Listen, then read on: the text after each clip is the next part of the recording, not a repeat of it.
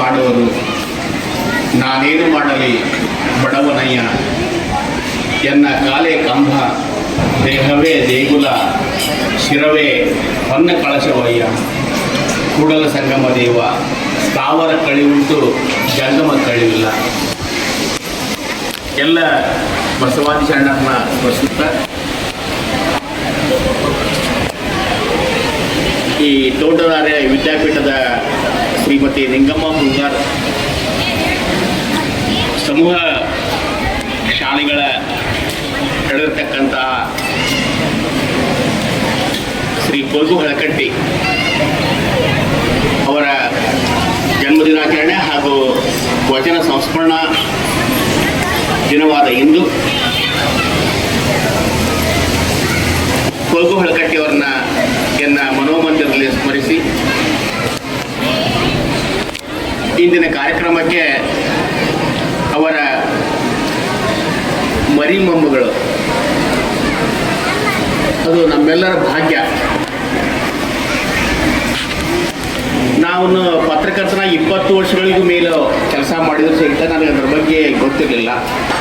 Sir ಒಂದು ಸಲ ಹೇಳಿದರು, ಇಲ್ಲ ಹೋಗೋ ಹಳಕಟ್ಟಿಯವ್ರ ಮೊಮ್ಮಗಳು ಇದೇ ಊರಲ್ಲಿ ಅದಾಳ, ಹಿಡ್ತಲ್ಲಿ ಅದಾರ ಅಂತ. ನಾನು ಭೇಟಿಯಾಗಿಲ್ಲ, ಅವ್ರು ಭೇಟಿ ಆಗಬೇಕು ಅಂತಂದು ನನಗೆ ಅವಾಗಿಂದನೂ ಅದು ಕಟ್ಟಿತಿತ್ತು ನನ್ನ ಮನಸ್ಸಿನಲ್ಲಿ.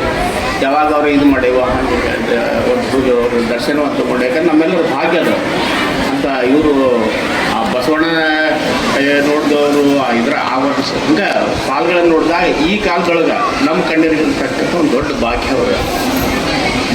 ಅದಕ್ಕೆ ನಾವು ಶರಣ ಸಾಹಿತ್ಯ ಸಮ್ಮೇಳನ ಅಡ್ಡೂರಲ್ಲಿ ಆಚರಣೆ ಮಾಡಬೇಕಂತ ಸಂದರ್ಭದಲ್ಲಿ ಅವರನ್ನು ಒಂದು ಅದ್ಧೂರಿಯಾಗಿ ಸನ್ಮಾನ ಮಾಡಬೇಕು, ಅವ್ರನ್ನ ಗೌರವಿಸಬೇಕು ಅನ್ನೋಂಥ ಮಹದಾಸೆಯನ್ನು ಇಟ್ಟುಕೊಂಡಿದ್ವಿ.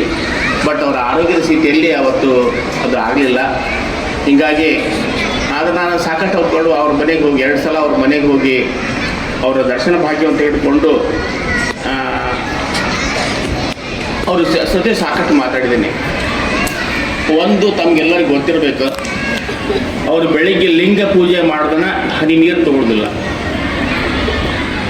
ಜಳಕ ಮಾಡಿ ಲಿಂಗ ಪೂಜೆ ಮಾಡಿ ದೇವರ ನಾಮಸ್ಮರಣೆಯನ್ನು ಮಾಡಿ, ಬಸವಾದಿ ಶರಣರ ನಾಮಸ್ಮರಣೆ ಮಾಡಿ ಅವರು ಒಂದು ಪ್ರಸಾದವನ್ನು ಸ್ವೀಕಾರ ಮಾಡುವಂಥ ಕೆಲಸ ಮಾಡ್ತಾರೆ. ಇವತ್ತಿಗೂ ಸಹಿತ ಅದಕ್ಕೆ ಕಾಯ್ಕೊಂಡು ಬಂದಾರೆ.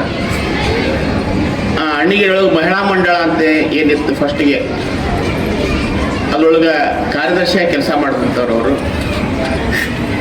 ಅಂದ್ರೆ ಈ ಅಣ್ಣಿಗೆರೊಳಗೆ ಎಷ್ಟು ಮಂದಿ ಟೇಲರಿಂಗ್ ಕಲ್ತಾರ, ಎಲ್ಲರಿಗೂ ಟೇಲರಿಂಗನ್ನು ಕಲಿಸಿದಂಥ ಮಹಾತಾಯಿಯವರು. ಪ್ರತಿಯೊಬ್ಬರು ಇವತ್ತೇನ ಅಷ್ಟು ಎಕ್ಸ್ಪರ್ಟ್ ಇದ್ದಂಥವ್ರು, ಅತ್ಯಂತ ಪ್ರಬುದ್ಧವಾಗಿ ಇಂಗ್ಲೀಷ್ನಲ್ಲಿ ಮಾತಾಡ್ತಾರೆ. ನಿಮ್ಗೆ ಆಶ್ಚರ್ಯ ಆಗ್ಬೋದು, ನೀವು ಇವತ್ತು ಇಂಗ್ಲೀಷ್ ಕಲ್ತೀರಿ. ಅವ್ರ ಬಾಯಿಯೊಳಗೆ ನಿರರ್ಗಳವಾಗಿ ಇಂಗ್ಲೀಷ್ ಬರ್ತದೆ. ಯಾಕಂದ್ರೆ ನಾನು ಅವ್ರ ಕೂಡ ಮಾತಾಡಿದಾಗ ಇಂಗ್ಲೀಷ್ ಶಬ್ದಗಳ ಹೆಚ್ಚೆಚ್ಚು ಬರ್ತಿದ್ವು. ಅಂದಾಗ ನನಗೆ ನಿಜವಾಗಿ ಭಾಳ ಸಂತೋಷ ಆಗ್ತದೆ, ಭಾಳ ಇದಾಗ್ತದೆ. ಅದಕ್ಕೆ ಅವ್ರಿಗೆ ದರ್ಶನ ತಗೊಂಡು ಅವ್ರಿಗೆ ಖಾಲಿ ನಮಸ್ಕಾರಗಳನ್ನು ಮಾಡಿ ಇದು ಮಾಡೀನಿ.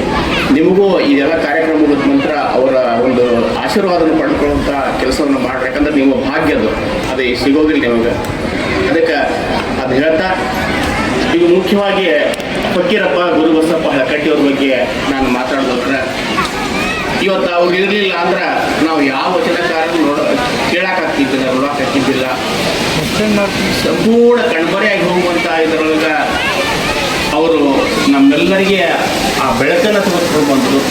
ಇಲ್ಲ ನಮಗೇನು ಗೊತ್ತಾಗ್ತಿದ್ದಿಲ್ಲ. ಆ ಒಂದು ಅವ್ರು ಇರಲಿಲ್ಲ ಅಂದ್ರೆ ನಾವು ಯಾವ ವಚನಗಳನ್ನು ನೋಡ್ತಿದ್ದಿಲ್ಲ, ಕೇಳ್ತಿದ್ದಿಲ್ಲ, ಅನುಭವಿಸ್ತಾ ಇದ್ದಿಲ್ಲ. ಒಂದು ಧರ್ಮವೇ ಹೆಚ್ಚಾಗಿ ಇದು ಆಗಿ ಹೋಗ್ತಿತ್ತೋ ಏನೋ ಅನ್ನುವಂಥ ಆತಂಕ ಕಾಡ್ತೈತಿ. ಅದಕ್ಕೆ ಅವರನ್ನು ಎಷ್ಟು ಸ್ಮರಿಸಿದ್ರು ಕಡಿಮೆ. ತಮ್ಮ ಕಾರ್ಯಕ್ಷೇತ್ರವನ್ನು ವಿಜಾಪುರಕ್ಕೆ ಇದು ಮಾಡಿದರು. ಮಾಡಿ ವಿಜಾಪುರದಲ್ಲಿ ಇದು ಮಾಡಿದಾಗ ಮುಂದೆ ಅವರು ಅಲ್ಲಿ ಬರ್ಬರ್ತಾ ಅಲ್ಲಿ ನಗರಸಭೆಯ ಏನಿದೆ ಅಂತಲ್ಲ ಅದ್ರ ಬಗ್ಗೆ ಕಾರ್ಯನಿರ್ವಾಹಕ ಅಧಿಕಾರಿ ಆದರು. ಅವರು ಶಾಲಾ ಸುಧಾರಣಾ ಸಮಿತಿಯ ಏನಿದೆಯಲ್ಲ ಅದ್ರ ಬಗ್ಗೆ ಅಧಿಕಾರಿ. ಸಂಘ ಸಂಸ್ಥೆಗಳನ್ನು ಕಟ್ಟಿದ್ರು, ಬ್ಯಾಂಕ್ ಸ್ಥಾಪನೆ ಮಾಡಿದರು. ಅವು ವಿದ್ಯಾಸಂಸ್ಥೆಗಳ ಕಡೆ VLD ಅಂತ ಅತ್ಯಂತ ದೊಡ್ಡ ಸಂಸ್ಥೆ ಇದೆ ವಿಜಾಪುರದಲ್ಲಿ. ಇವತ್ತಿಗೂ ಅದು ಉಳ್ಕೊಂಡು ಬಂದಿದೆ. MB ಪಾಟೀಲ್ ಬಹುತೇಕ ನಡೆಸ್ಕೊಂಡು ಹೊಂಟಾರೆ. ಅಂಥ ಸಂಸ್ಥೆಯನ್ನು ಅವರು ಕಟ್ಟಿದ್ರು. ಅಂತ ಸಂಸ್ಥೆನ ಅವ್ರು ಕಟ್ಟಿದ್ರು. ಅವರು ವಕೀಲತ್ತಿ ಅತ್ಯಂತ ಫಸ್ಟ್ ಕ್ಲಾಸ್ ನಡೀತಾ ಇತ್ತು. ಆಮೇಲೆ ಅವರು ಸರ್ಕಾರ ಇವರು ಇದು ನೋಡ್ಕೊಂಡು ಪಬ್ಲಿಕ್ ಪ್ರಾಸಿಕ್ಯೂಟರ್ ಆಗಿ ಇವ್ರನ್ನ ನೇಮಕ ಮಾಡಿಕೊಂಡ್ರು. ನೇಮಕ ಮಾಡಿಕೊಂಡ ನಂತರ ಇವರಿಗೆ ಮುಂದೆ ಅವ್ರಿಗೇನೋ ಒಂದು ವಚನಗಳ ಬಗ್ಗೆ ಅಥವಾ ನಮ್ಮ ಶಿವಶರಣರ ಬಗ್ಗೆ ಒಂದು ಆಸಕ್ತಿ ಇತ್ತು. ಕೇವಲ 50 ವಚನಕಾರ ಮಾತ್ರ ಗೊತ್ತಾಗಿದ್ರು ಈ ಜಗತ್ತಿಗೆ. ಆದರೆ ಅವರು ಬಂದ ನಂತರ 250 ವಚನಕಾರರನ್ನ ಗುರುತಿಸಿದ್ರು. ಅದಕ್ಕಾಗಿ ಮನೆ ಮನೆ, ಊರು ಊರು, ಓಣಿ ಅವರು ಇಡೀ ದೇಶವನ್ನು ಅಡ್ಡಾಡಿದ್ದಾರೆ. ತಾಡೋಲೆ, ಬಹುತೇಕ ನೀವು ತಾಡೋಲೆ ಅಂದ್ರೆ ನೀವು ನೋಡಿರೋ ಇಲ್ಲೋ, ಇಲ್ಲೇ ಕೋಳವಾಡದೊಳಗೆ ಕುಮಾರವ್ಯಾಸ ಏನಂತ ಬಿಟ್ಟಾರ, ಅವ್ರ ಮನೆಯೊಳಗೆ ಬಹುತೇಕ ಕುಲಕರ್ಣಿ ಅಂತಾರಲ್ಲೇ. ಕುಲಕರ್ಣಿ ಅಂತ ಅವ್ರ ಮನೆಯಾಗ ಇವತ್ತಿಗೂ ನೀವು ತಾಡೋಲೆಗಳನ್ನು ಸಿಗ್ಬೋದು. ಬಟ್ ಅವೆಲ್ಲ ಇದು ಆಗಿಬಿಟ್ಟ, ಸ್ವಲ್ಪ ನಶಿಸಿ ಹೋಗುವಂಥ ಇದು ನಡೆದವು. ಕೆಲವು ಕಡೆ ಅವನ್ನ ಬೇರೆ ಬೇರೆ ಕಡೆ ಅವನ್ನ ತಾಡೋಲೆಗಳನ್ನು ಸಹಿತ ರಕ್ಷಣೆ ಮಾಡಿ ಇಟ್ಟಂಥ ಒಂದು ವ್ಯವಸ್ಥೆನೂ ಐತಿ. ಅದರಲ್ಲಿಯೇ ಬರಿತಾ ಇದ್ರು. ಅಂಥ ತಾಡೋಲೆಗಳನ್ನು ಅವ್ರು ಸಂಗ್ರಹ ಮಾಡಿದ್ರು. ಅವ್ರ ಸಂಗ್ರಹ ಹಂಗ್ಯಾಕಂಗಾರ ವಚನಗಳು ಹಿಂದೆ ಮೂಲಭೂತವಾದಿಗಳೇನಂತಾರಲ್ಲ, ಕಲ್ಯಾಣದೊಳಗೆ ಹತ್ಯಾಕಾಂಡ ಮಾಡಿದ್ರು ಶಿವಶರಣರಿಗೆ. ಶಿವಶರಣರಿಗೆ ಹತ್ಯಾಕಾಂಡ ಮಾಡಿ ಕೋಟ್ಯಾಂತರ ವಚನಗಳನ್ನು ಸುಟ್ಟರು. ಯಾಕಂದ್ರೆ ಇವರೆಲ್ಲ ಯಾರು ಬಸವಾದಿ ಶರಣರು ಇದಾರಲ್ಲ, ಮೂಢನಂಬಿಕೆ, ಅಸ್ಪೃಶ್ಯತೆ, ಅಸಮಾನತೆ, ಲಿಂಗಭೇದ, ವರ್ಣಭೇದ ಇವೆಲ್ಲ ತೊಡೆದು ಹಾಕಬೇಕು, ಮೌಢ್ಯವನ್ನು ತೊಡೆದು ಹಾಕಬೇಕು ಅನ್ನೋಂಥ ಇದಕ್ಕೆ ಅವರು ಕೆಲಸ ಮಾಡಿದರು. ಅದಕ್ಕೆ ಏನು ಮೂಲಭೂತವಾದಿಗಳಿಗಿದ್ದಲ್ಲ ಅವ್ರಿಗೆ ಅದು ಸಹನ ಆಗಿಲ್ಲ. ಜನರ ಮೌಢ್ಯದೊಳಗೆ ಇರಬೇಕು, ನಾವು ಶೋಷಣೆಯನ್ನು ಮಾಡಬೇಕು, ಅವ್ರಿಗೆ ಯಾವಾಗಲೂ ನಾವು ಇದರಿಂದ ಇಟ್ಕೋಬೇಕು, ನಮ್ಮ ಅಡಿಯಾಳಾಗಿ ಇಟ್ಕೊಳ್ಬೇಕು ಅನ್ನುವಂಥ ಒಂದು ದುಷ್ಟ ಆಲೋಚನೆ ಏನಿತ್ತು ಅಂಥ ಮೂಲಭೂತವಾದಿಗಳು ಅವರ ಕೋಟ್ಯಾಂತರ ಸುಟ್ಟು ನೂರಾರು ವಚನಕಾರರನ್ನು ಇದು ಮಾಡಿದರು, ಕೊಲೆ ಮಾಡಿದರು. ಜೊತೆಗೆ ಕೆಲವು ಶರಣರನ್ನ ಆನೆ ಕಾಲಿಗೆ ಹಾಕಿ ಅವ್ರ ಕಣ್ಣುಗಳನ್ನು ಕಿತ್ತು ಆನೆ ಕಾಲಿಗೆ ಹಾಕಿ ಆ ಊರು ಕಲ್ಯಾಣದೊಳಗೆ, ಅಂದರೆ ಬೀದರ್ ಜಿಲ್ಲೆ ಕಲ್ಯಾಣ ಅಂತ ಬಸವ ಕಲ್ಯಾಣ ಅಂತ ಏನದಲ್ಲ, ಅಲ್ಲೆಲ್ಲ ಅವರು ಇದು ಮಾಡಿ ಎಳ್ಕೊಂತ ಹೋದರು. ಅವರಿಗೆಲ್ಲ ಅತ್ಯಂತ ಹತ್ಯಾಕಾಂಡ, ನೀವು ಕಾಶ್ಮೀರ ಹತ್ಯಾಕಾಂಡ, ಕೇರಳ ಫೈಲ್ಸ್ ಏನೇನೋ ನೋಡ್ತೀರಿ, ಬಟ್ ನೀವು ಕಲ್ಯಾಣದ ಹತ್ಯಾಕಾಂಡದ ಬಗ್ಗೆ ಸಹಿತ ನಿಮಗೆ ಗೊತ್ತಾಗಬೇಕು. ಅಂತ ಹತ್ಯಾಕಾಂಡವನ್ನು ಮಾಡಿದಾಗ ಚನ್ನಬಸವರು ಒಬ್ಬೊಬ್ಬ ಶರಣರು ಏನು ಉಳಿದಾವ, ಎಷ್ಟು ಉಳಿದಾವಲ್ಲ ಇದು ವಚನಗಳನ್ನು ಎಲ್ಲ ಕಡೆ ಎಲ್ಲ ದಿಕ್ಕಿ ತೊಗೊಂಡು ಹೋದ್ರು. ಆ ತೊಗೊಂಡು ಹೋದಂಥ ಸಂದರ್ಭದಾಗ ಎಲ್ಲೆಲ್ಲೆಲ್ಲ ಇದು ಆಯ್ತು, ಆ ಕಡೆ ಗುಳಿ ಒಳಗೆ ಏನೇನೋ ಆಯ್ತು ಇದು ಆಯ್ತು. ಅವಾಗ ಕೆಲವ್ರು ಮನೆಯೊಳಗೆ ಅದನ್ನ ಉಳ್ಕೊಂಡಿದ್ವು, ಕೆಲವ್ರ ಮನೆಯಾಗ, ಕೆಲವ್ರ ಓಣ್ಯಾಗ, ಕೆಲವ್ರ ಗುಡಿ ಒಳಗೆ ಏನೇನೋ ಎಲ್ಲ ಉಳ್ಕೊಂಡಿದ್ವು. ಅದೆಲ್ಲ ಸಂಗ್ರಹವನ್ನು ಫಕೀರಪ್ಪ ಗುರುಸಪ್ಪ ಹಳಕಟ್ಟಿ ಅವರು ಸಂಗ್ರಹ ಮಾಡಿದರು. ಸಂಗ್ರಹ ಮಾಡಿ ಅದನ್ನು ಪ್ರಿಂಟ್ ಮಾಡೋಕ್ಕಂತ ಮಂಗಳೂರಿಗೆ ಹೋದರು. ಅವರು ಆಗಲೇ ಪ್ರಿಂಟ್ ಮಾಡಲಿಲ್ಲ ಅನ್ನುವಂಥ ವಿಷಯಗಳನ್ನು ಹೇಳ್ಯಾರ. ಕ್ರಿಶ್ಚಿಯನ್ ಒಂದು ಸಂಸ್ಥೆ ಅವಾಗ ಈ ಕಡೆ ಇಡೀ ಕರ್ನಾಟಕದಾಗ ಇದ್ದಿದ್ದ ಒಂದು ಪ್ರಿಂಟಿಂಗ್ ಪ್ರೆಸ್ ಮಂಗಳೂರೊಳಗಿತ್ತು. ಅದಕ್ಕೆ ಅವ್ರೇನು ಮಾಡಿದಾರೆ ಅಂದ್ರೆ ಮುಂದೆ ತಮ್ಮ ಮನೆಯನ್ನು ಮಾರಿದ್ರು. ನೋಡಿದ್ರೆ ಅವರು ವಿಧಾನ ಪರಿಷತ್ ಸದಸ್ಯರಿಗೆ ಮುಂಬೈ ಸರ್ಕಾರ ಏನಿದ್ರಲ್ಲಿ, ನಮ್ಮ ಕರ್ನಾಟಕ ಸರ್ಕಾರ ಹೆಂಗೈತಿ, ನಮ್ದೆಲ್ಲ ಭಾಗ ಮುಂಬೈ ಸರ್ಕಾರಕ್ಕಿತ್ತು. ಮುಂಬೈ ಸರ್ಕಾರದ ಅಡಿಯೊಳಗೆ ನಾವೆಲ್ಲ ಇದ್ವಿ. ಅವಾಗ ಅದ್ರ ವಿಧಾನ ಪರಿಷತ್ತು ಸದಸ್ಯರಾಗಿರ್ತಾರೆ, ಏನು MLC ಅಂತ ಏನು ಕರಿತೀವಲ್ಲ ನಾವು, ಆ MLC ಆಗಿದ್ರು. ಅಂಥದ್ದು ಅಷ್ಟೆಲ್ಲ ಇದು ಸಹಿತ ಒಂದು ಪ್ರಿಂಟಿಂಗ್ ಪ್ರೆಸ್ಸನ್ನು ಹಾಕ್ಬೇಕಂತಂದ್ರೆ ಅವರು ಏನು ಮಾಡಿದ್ರು ಅಂದ್ರೆ ತಮ್ಮ ಮನೆಯನ್ನು ಮಾರಿದ್ರು. ಮನೆಯನ್ನು ಮಾರಿದ ನಂತರ ಹಿತಚಿಂತಕ ಅನ್ನುವಂಥ ಒಂದು ಪ್ರಿಂಟಿಂಗ್ ಪ್ರೆಸ್ಸನ್ನು ಇದು ಮಾಡಿದರು. ಮುಂದೆ ಶಿವಾನುಭವ ಅನ್ನುವಂಥ ಒಂದು ಮಾಸಪತ್ರಿಕೆಯನ್ನು, ನವಕರ್ನಾಟಕ ಅನ್ನುವಂಥ ಒಂದು ಪತ್ರಿಕೆಯನ್ನು, 2 ಪತ್ರಿಕೆಗಳನ್ನು ಪತ್ರಕರ್ತರಾಗಿ ಸಹಿತ ಅವ್ರು ಕೆಲಸ ಮಾಡಿದರು. ಸಾಕಷ್ಟು ಕೆಲಸ ಮಾಡಿದ್ದ ಎಷ್ಟು ಕಡು ಬಡ್ತಾನೆ ಅಂದರೆ ಎಲ್ಲ ಅವ್ರು ಸಾಕಷ್ಟು ಈಗಿನಾಗ ಒಂದು ಏನು ಸಣ್ಣ ಮುನ್ಸಿಪಾಲ್ಟಿ ಮೆಂಬರ್ ಸಾಕು ಲಕ್ಷಗಟ್ಟಲೆ ದೋಚುವಂಥ ಕೆಲಸ ಈಗಿನ ಕಾಲದಲ್ಲಿ ನಡೀತೈತಿ. ಆದರೆ ಅವರು ಎಷ್ಟು ಪ್ರಾಮಾಣಿಕರಾಗಿದ್ರಂದ್ರೆ ಬಸವಣ್ಣನ ಬಗ್ಗೆ ನಮ್ಗೆ ಗೊತ್ತೈತೋ ಇಲ್ಲೋ, ಬಸವಣ್ಣವರು ಒಂದು ರಾಜ್ಯದ ಕೆಲಸವನ್ನು ಮಾಡಬೇಕಾದಂತೆ ಅದೇನು ದೀಪ ಇತ್ತಲ್ಲ, ಅವಾಗ ಅದನ್ನು ಜ್ಯೋತಿ ಅದ್ರ ಬೆಳಕಲ್ಲಿ ಕೆಲಸ ಮಾಡ್ತಾಯಿದ್ರು ರಾತ್ರಿ ಮಾಡುವಂಥ ಸಂದರ್ಭದಾಗ. ಅದು ಮುಗಿದ ನಂತರ ತಮ್ಮ ಸ್ವಂತ ಕೆಲಸಕ್ಕೆ ಆ ದೀಪ ಹಚ್ಚಿ, ತಮ್ಮ ಸ್ವಂತದೊಂದು ದೀಪ, ಎಣ್ಣೆ ದೀಪ ಇತ್ತು, ಅದನ್ನು ಹಚ್ಚಿ ಕೆಲಸ ಮಾಡ್ತಾ ತಮ್ಮ ಕೆಲಸವನ್ನು ವೈಯಕ್ತಿಕ ಕೆಲಸಕ್ಕೆ ಅಂದರೆ ಮಾಡ್ಕೊತಿದ್ರು. ಆ ಆ ರೀತಿಯೊಳಗೆ ಇವರು ಫಗು ಹೊಳಪಟ್ಟಿಯವರು ಎಂದೆಂದೂ ಅಷ್ಟೆಲ್ಲ ಅಧಿಕಾರಿಗಳನ್ನು ಅನುಭವಿಸಿದ್ರು ಸಹಿತ ಅಷ್ಟೆಲ್ಲ ಸಂಪಾದನೆ ಮಾಡಿದ್ರು ಸಹಿತ ಎಂದೂ ಅವ್ರು ಇದು ಮಾಡಲಿಲ್ಲ, ಅಂದರೆ ಹಣದ ಹಿಂದೆ ಬೀಳಲಿಲ್ಲ. ಅದಕ್ಕೆ ಇಡೀ ವಚನ ಏನು ಪ್ರಿಂಟ್ ಮಾಡೋಕೆ ಏನದಲ್ಲ ಅದ್ರ ಬಗ್ಗೆ ಅದನ್ನೆಲ್ಲ ಪ್ರಸಾರ ಮಾಡೋಕೆ ಪ್ರಿಂಟ್ ಮಾಡಲಿಕ್ಕೆ ಇಡೀ ವಚನಕಾರನ ಬೆಳಕಿಗೆ ತರಲಿಕ್ಕೆ ಎಲ್ಲ ತಮ್ಮ ಬದುಕನ್ನು ಮುಡುಪಾಗಿಟ್ರು. ಆ ಮುಡುಪಾಗಿಟ್ಟಂಥ ಒಂದು ಸಂದರ್ಭದೊಳಗೆ ಎಷ್ಟು ಕಡು ಬಡತನ ಅನುಭವಿಸಿದ್ರು ಅನ್ನೋಕೆ ಅವ್ರಿಗೆ ಕಡೆಗೆ ಒಂದಿನ ನಿಮಗೆ ಹೇಳಿದ್ರೆ ಎಲ್ಲರಿಗೂ ಕಣ್ಣ ನೀರು ಬರ್ತಾವೆ. ಹಾಕೊಳಕ್ಕೆ ಒಂದು ಅಂಗಿರಲಿಲ್ಲ ಅವ್ರಿಗೆ. ಇಲ್ಲಿ ಧಾರವಾಡದೊಳಗೆ ಅವರಿಗೆ ಡಾಕ್ಟ್ರೇಟ್ ಪದವಿ ಕೊಟ್ಟರು ವಿಶ್ವವಿದ್ಯಾಲಯದೊಳಗೆ, ಕರ್ನಾಟಕ ವಿಶ್ವವಿದ್ಯಾಲಯದ ಧಾರವಾಡದಲ್ಲಿ ಐತಿ, ಅಲ್ಲಿ ಅವರಿಗೆ ಡಾಕ್ಟ್ರೇಟ್ ಪದವಿ ಕೊಟ್ಟರು. ಆ ಡಾಕ್ಟ್ರೇಟ್ ಪದವಿ ಕೊಟ್ಟಂಥ ಸಂದರ್ಭದಲ್ಲಿ ಎಲ್ಲ ಕೈಕಾಲು ಮುಖ ತಗೊಂಡು ಇದು ವಿಭೂತಿ ಧಾರಣೆ ಮಾಡಿಕೊಂಡು ಆಮೇಲೆ ಇದೆಲ್ಲ ಎಲ್ಲ ಬಟ್ಟೆ ಗಿಟ್ಟ ಫ್ರೀಯಾಗಿದ್ದು ಕಳೆದು ಚೆಂದಾಗೆ ಕುದ್ರು ಅಂತ ಇದ್ದದ್ದು. ಕೋಟ್ ಗಿಟ್ ತೆಗೆದು ಕೋಟ್ ಹಾಕುವಂಥ ಸಂಪ್ರದಾಯವಾಗಿತ್ತು. ಅವಾಗ ಅವ್ರಿಗೆ ಗೆಳೆಯ ಪಕ್ಕದಲ್ಲಿದ್ದ ಗೆಳೆಯ ಇವತ್ತ ತೆಗಿಪ್ಪ ಕೋಟನ್ನು ತೆಗೆದ ನೀನು ಊಟ ಮಾಡೋ ಅಂದ್ರಂತವ್ರು. ಇಲ್ಪ ಒಳಗೆ ಹಂಗೆ ಹರಡ್ತೀವಿ, ಒಳಗೆ ಹಂಗೆ ಹರಡ್ತೀವಿ. ಅದಕ್ಕೆ ನಾನು ಮತ್ತೆ ಮಾತಾಡಿ ಪ್ರಶ್ನೆ ಹೇಳ್ತೀವಿ, ನನಗೆ ಆಗೋದಿಲ್ಲ ಅಂತೇಳಿ ಅದಕ್ಕೆ ಊಟ ಹಾಕಿ ಆ ಮಾತುಗಳನ್ನು ನಾ ಹೇಳೋಕ್ಕಿಂತ ಇಲ್ಲ ಸಾಹಿತಿ ಸಿದ್ಧಲಿಂಗ ಪಟ್ಟಣ ಶೆಟ್ಟಿ ಅವರು ಹೇಳ್ಯಾರಿಲ್ಲ, ಅದು ನೀವು ಸ್ವಂತ ಕೇಳಿದ್ರೆ ಗೊತ್ತಾಗತ್ತೆ.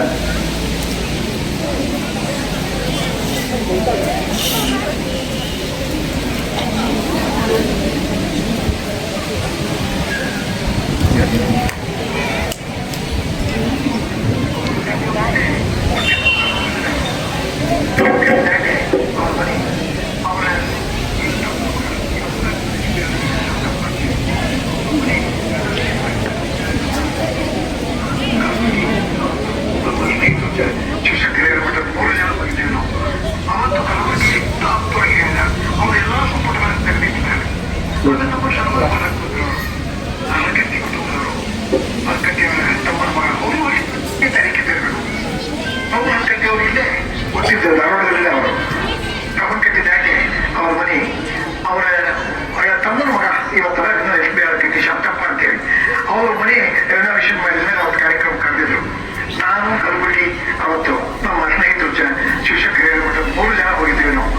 ಅವತ್ತು ಕಲಬುರಗಿ ಇಷ್ಟು ಆಪ್ತವಾಗಿ ಹೇಳಿದ ಅವರೆಲ್ಲ ಸಂಪುಟಗಳನ್ನು ತೆಗೆದಿಟ್ಟಿದ್ದಾರೆ. ಆಮೇಲೆ ನಾವು ಸನ್ಮಾನ ಮಾಡಕ್ಕೆ ಬಂದರು. ಅವರು ಅರಕಟ್ಟಿ ಕುಟುಂಬದವರು, ಅರಕಟ್ಟಿ ಅವರ ತಮ್ಮನ ಮಗ, ಅವರು ವಯಸ್ಸಾಗಿದೆ 80, 85, 90 ವಯಸ್ಸು ಅವರಿಗೆ. ಇವರು ಹೇಳಿದ ನಮ್ಮ ಸನ್ಮಾನ ಬೇಡ, ಅವತ್ತೇನ ನನಗೆ ನೆನಪಿಲ್ಲ, ಸನ್ಮಾನ ಬೇಡ, ಸರಿ ಹಾಕಿ ಶಾಲು ಹಣ್ಣೆಲ್ಲ ತೆಗೆದು ಬೇಡ ಬೇಡ ನಮ್ಮ ಸನ್ಮಾನ ಬೇಡ. ತಕ್ಷಣ ಅವನ ಕಣ್ಣ ನೀರು ಬಂತು. ಇವು ಮತ್ತು ಎಂತ ಎಮೋಷನಲ್ ಆಗ ಅವತ್ತು ಅವನೇ ಅಲ್ಲ, ಅವತ್ತು ಎಮೋಷನಲ್ ಆಗಿಬಿಟ್ಟ. ಅವ್ರಿಗೆ ಯಾಕ್ರಿ ತೋಳ್ರಿ ಇಲ್ಲ, ನನಗೆ ಹೂವು ಹರಕಟ್ಟಿಯವ್ರ ನೆನಪಾಗ್ತು. ನೀವು ನೆನಪು ಹರಕಟ್ಟಿಯವರಿಗೆ ಪೌಟೆಯವರಿದ್ದಾಗ ಕರ್ನಾಟಕ ಯೂನಿವರ್ಸಿಟಿಯಿಂದ ಗೌರವ ಡಾಕ್ಟರೇಟ್ ಕೊಟ್ಟರು. ಅದೇ ಜನ ಮಸ್ತಿ ವೆಂಕಟೇಶ ಅಂತ ಕೊಟ್ಟಿದ್ರು. ಅವನು ಒಂದು ನೆನಪು ಹೇಳಿದ, ಪೌಟೆಯವರು ಅವತ್ತು ಕಾರ್ಯಕ್ರಮ ಎಲ್ಲ ಮುಗಿದ ಮೇಲೆ ಊಟ ಇಟ್ಕೊತಾರೆ. ಸಾಮಾನ್ಯವಾಗಿ ಪ್ರೊಡಕ್ಷನ್ ಮುಗಿದ ಮೇಲೆ ಊಟ ಇಟ್ಕೊಂಡಿದ್ರು. ಮಾಸ್ತಿಯವರು ಎಲ್ಲರೂ ಬಂದಿದ್ರು. ಒಡೆಯರ್ ಸಾಹೇಬರು ಇದ್ರು, ಒಡೆಯರ್ ರೈಸ್ ಸಾಹೇಬ್ರನ್ನ ನೀವೆಲ್ಲ ಕೇಳಿರ್ಬೇಕೀಗ. ಒಂದು ಬಹುದೊಡ್ಡ ವ್ಯಕ್ತಿ, ಒಂದು ಅಸಾಂಖ್ಯಿತ ಒಳಗೈತೆ ಶಕ್ತಿ ಇರಲಿಲ್ಲ. ತ್ಯಾಗ ಬಲಿದಾನಗಳಿಂದ ಏನವರೆಲ್ಲ ಬದುಕಿದ್ರಲ್ಲ ಅಂಥ ಆದರ್ಶಗಳನ್ನು ನಾವೆಲ್ಲ ಬದುಕಿನಲ್ಲಿ ಅಳವಡಿಸ್ಕೊಳ್ಬೇಕು. ಅದಕ್ಕೆ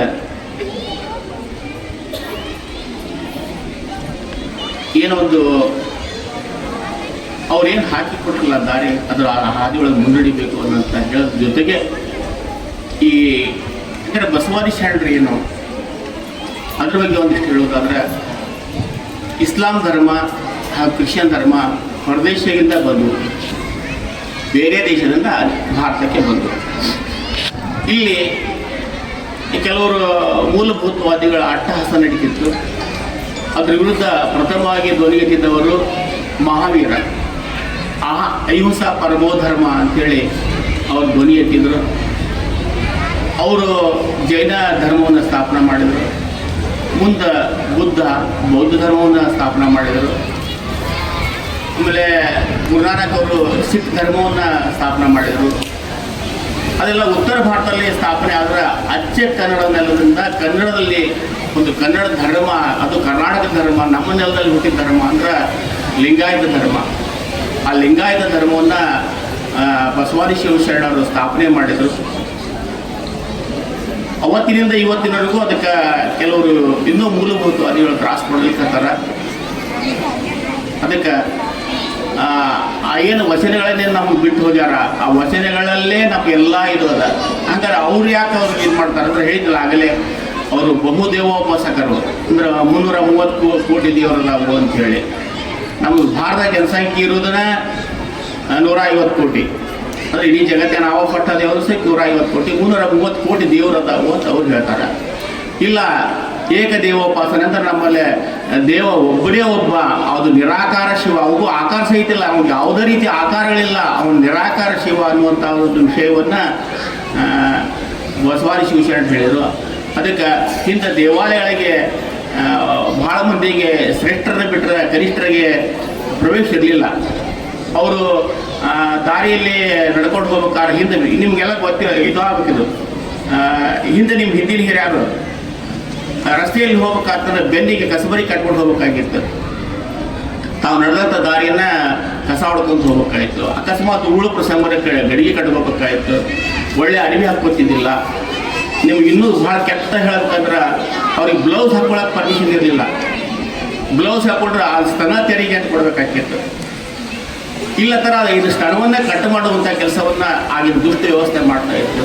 ಅವರು ದರಿದ್ರ ಅನಿಷ್ಟ ಅಂತದವ್ರಿಗೆ ಇದು ಮಾಡೋದು, ಭಾಳ ವಿದ್ಯೆ ಕೊಡ್ತಿಲ್ಲ. ಅಕಸ್ಮಾತ್ ವಿದ್ಯೆ ತೊಗೊಂಡ್ರೆ ನಿಮ್ಗೆ ಈಗೆಲ್ಲ ವಿದ್ಯೆ ಅತ್ಯಂತ ಸುಲಭವಾಗಿ ಸಿಗಾಕತ್ತಿಲ್ಲ.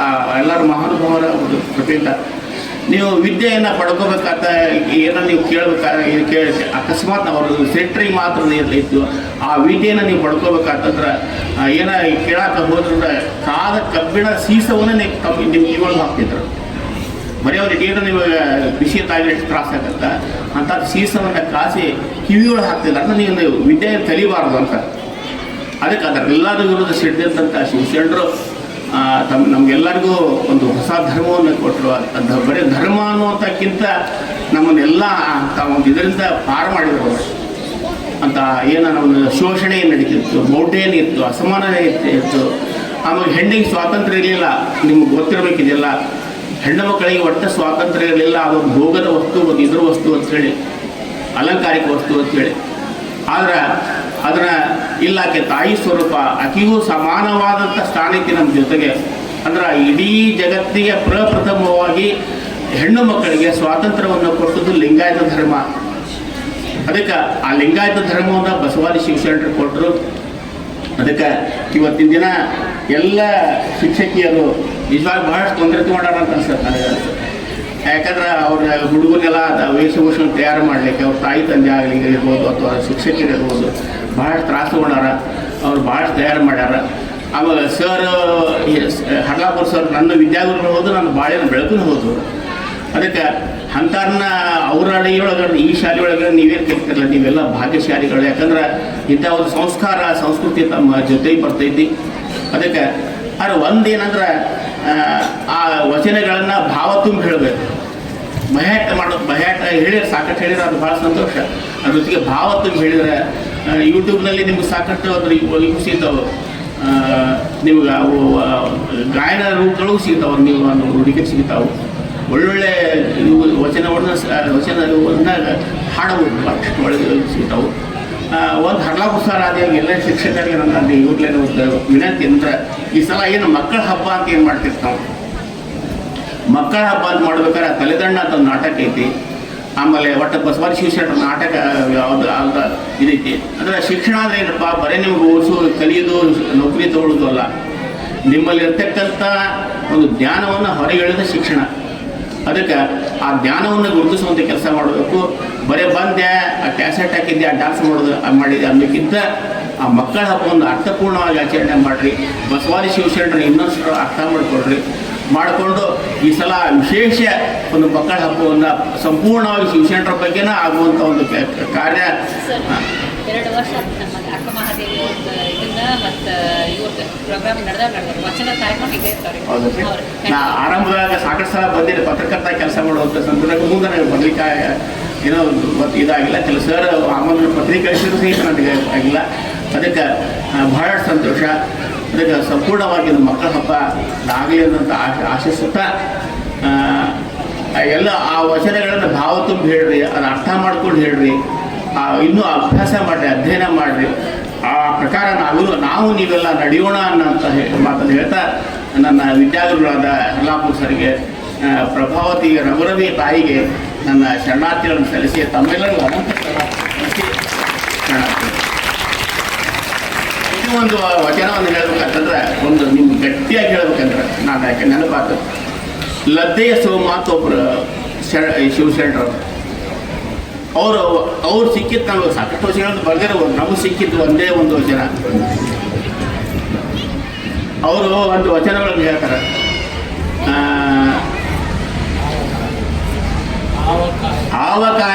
ಕಾಯಕವ ಮಾಡಿದಡೇನು ಸ್ವಕಾಯಕ ಮಾಡಿ ಒಪ್ಪುದು ಹಾರೈಸಿ ಮಿಕ್ಕುದ ಕೈಕೊಂಡು ಬೇನೆ ಬಂದರೆ ಒರಳು ರೋಗ ಬಂದರೆ ನರಳು ಜೀವ ಹೋದರೆ ಸಾಯಿ ದೇವರ ಹಂಗೇಕೆ ಅಂತ. ಈಗ ನಾವೇನು ಇಟಿಯದಾದ್ರು ಭಯಂಕರ ತ್ರಾಸ ಮಾಡ್ಕೊತೀವಿ ಇಲ್ಲ. ಏನು ಯಾವ ದೇವರು ನೆನೆಸಬೇಡ, ನಿನ್ನ ಕಾಯಕ ಇಂಪಾರ್ಟೆಂಟ್. ನೀ ಏನು ದುಡಿತೀಯಲ್ಲ ಆ ದುಡಿದ್ರೊಳಗೆ ಹೆಚ್ಚಿಗೆ ಬಂದದ್ದು ಅವ್ರಿಗೆಲ್ಲರಿಗೂ ಮೊದಲು ಹಂಚಿ ಫಸ್ಟ್ ಉಳಿದ್ರೆ ನೀ ತಗೋ ಅದನ್ನ. ಎಲ್ಲ ನೀ ತೊಗೊಂಡು ಉಳಿದ್ರೆ ಮಂದಿ ಕೊಡ್ದಲ್ಲ, ಮೊದಲ ಮಂದಿ ಕೊಟ್ಟು ಉಳಿದ್ರೆ ನೀ ತಗೋ. ರೋಗ ಬಂತ ನರಳು, ರೋಗ ಬ್ಯಾನಿ ಬಂತ ಒರಳು, ಸಾವು ಬಂತ ಸತ್ತು ಹೋಗೋ ಯಾಕೆ ತಿರುಗಿಸ್ಕೋತೀವಿ, ದೇವ್ರನ್ನ ಯಾಕೆ ಇದು ಮಾಡ್ತಿದ್ರ ಬಗ್ಗೆ ಅಂತ. ಮನುಷ್ಯ ಗಟ್ಟಿಯಾಗಲಿಕ್ಕೆ ಅವನ ಆತ್ಮವಿಶ್ವಾಸ, ಅವನ ಬದುಕು ಅವನು ಗಟ್ಟಿಯಾಗಲಿಕ್ಕೆ, ಮನುಷ್ಯನ ಗಟ್ಟಿಗೊಳಿಸುವಂಥ ಕೆಲಸವನ್ನು ಆ ವಚನಕಾರ ಮಾಡ್ತಾರೆ. ಹಂಗೆ ನಾವು ಅತ್ಯಂತ ಗಟ್ಟಿತನದಿಂದ ಕೂಡಿರೋ ಬದುಕಿ ಯಾವುದಕ್ಕೂ ಇದನ್ನು ಮಾಡಬಾರ್ದು ಅನ್ನುವಂಥ ಇದನ್ನು ಹೇಳಿ ನನ್ನ ಮತ್ತೊಮ್ಮೆ ತಮ್ಮೆಲ್ಲರೂ ಅನಂತ ಶರಣಾರ್ಥಿ. ಗುರುಗಳಿಂದ ಅವರಿಗೆ ಪುಸ್ತಕ ಕೊಡುಗೆ.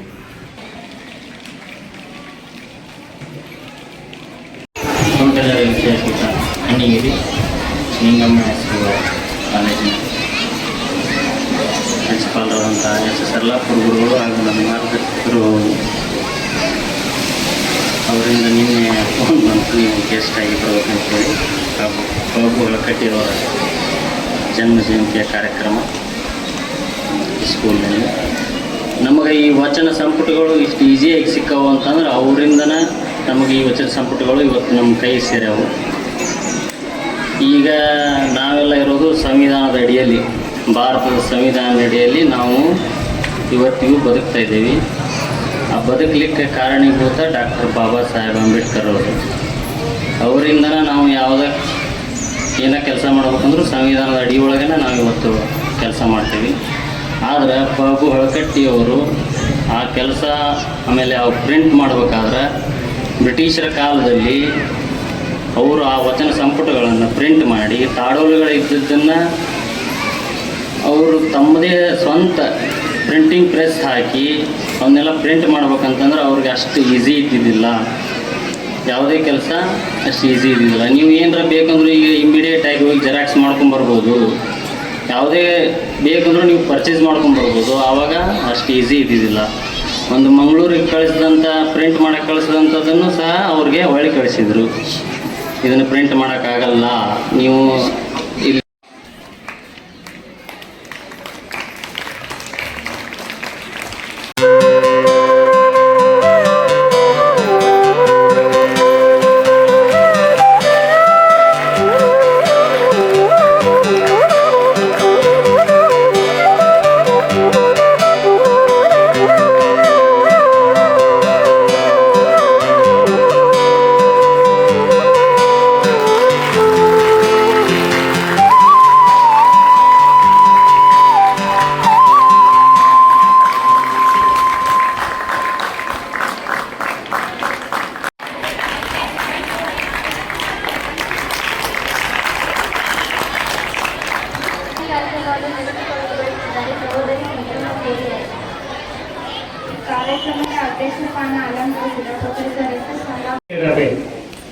ಮಾಡದಂತಿರಬೇಕು, ಮಾಡುವ ಮಾಟಗಳು ತಾನಿಲ್ಲದಂತಿರಬೇಕು.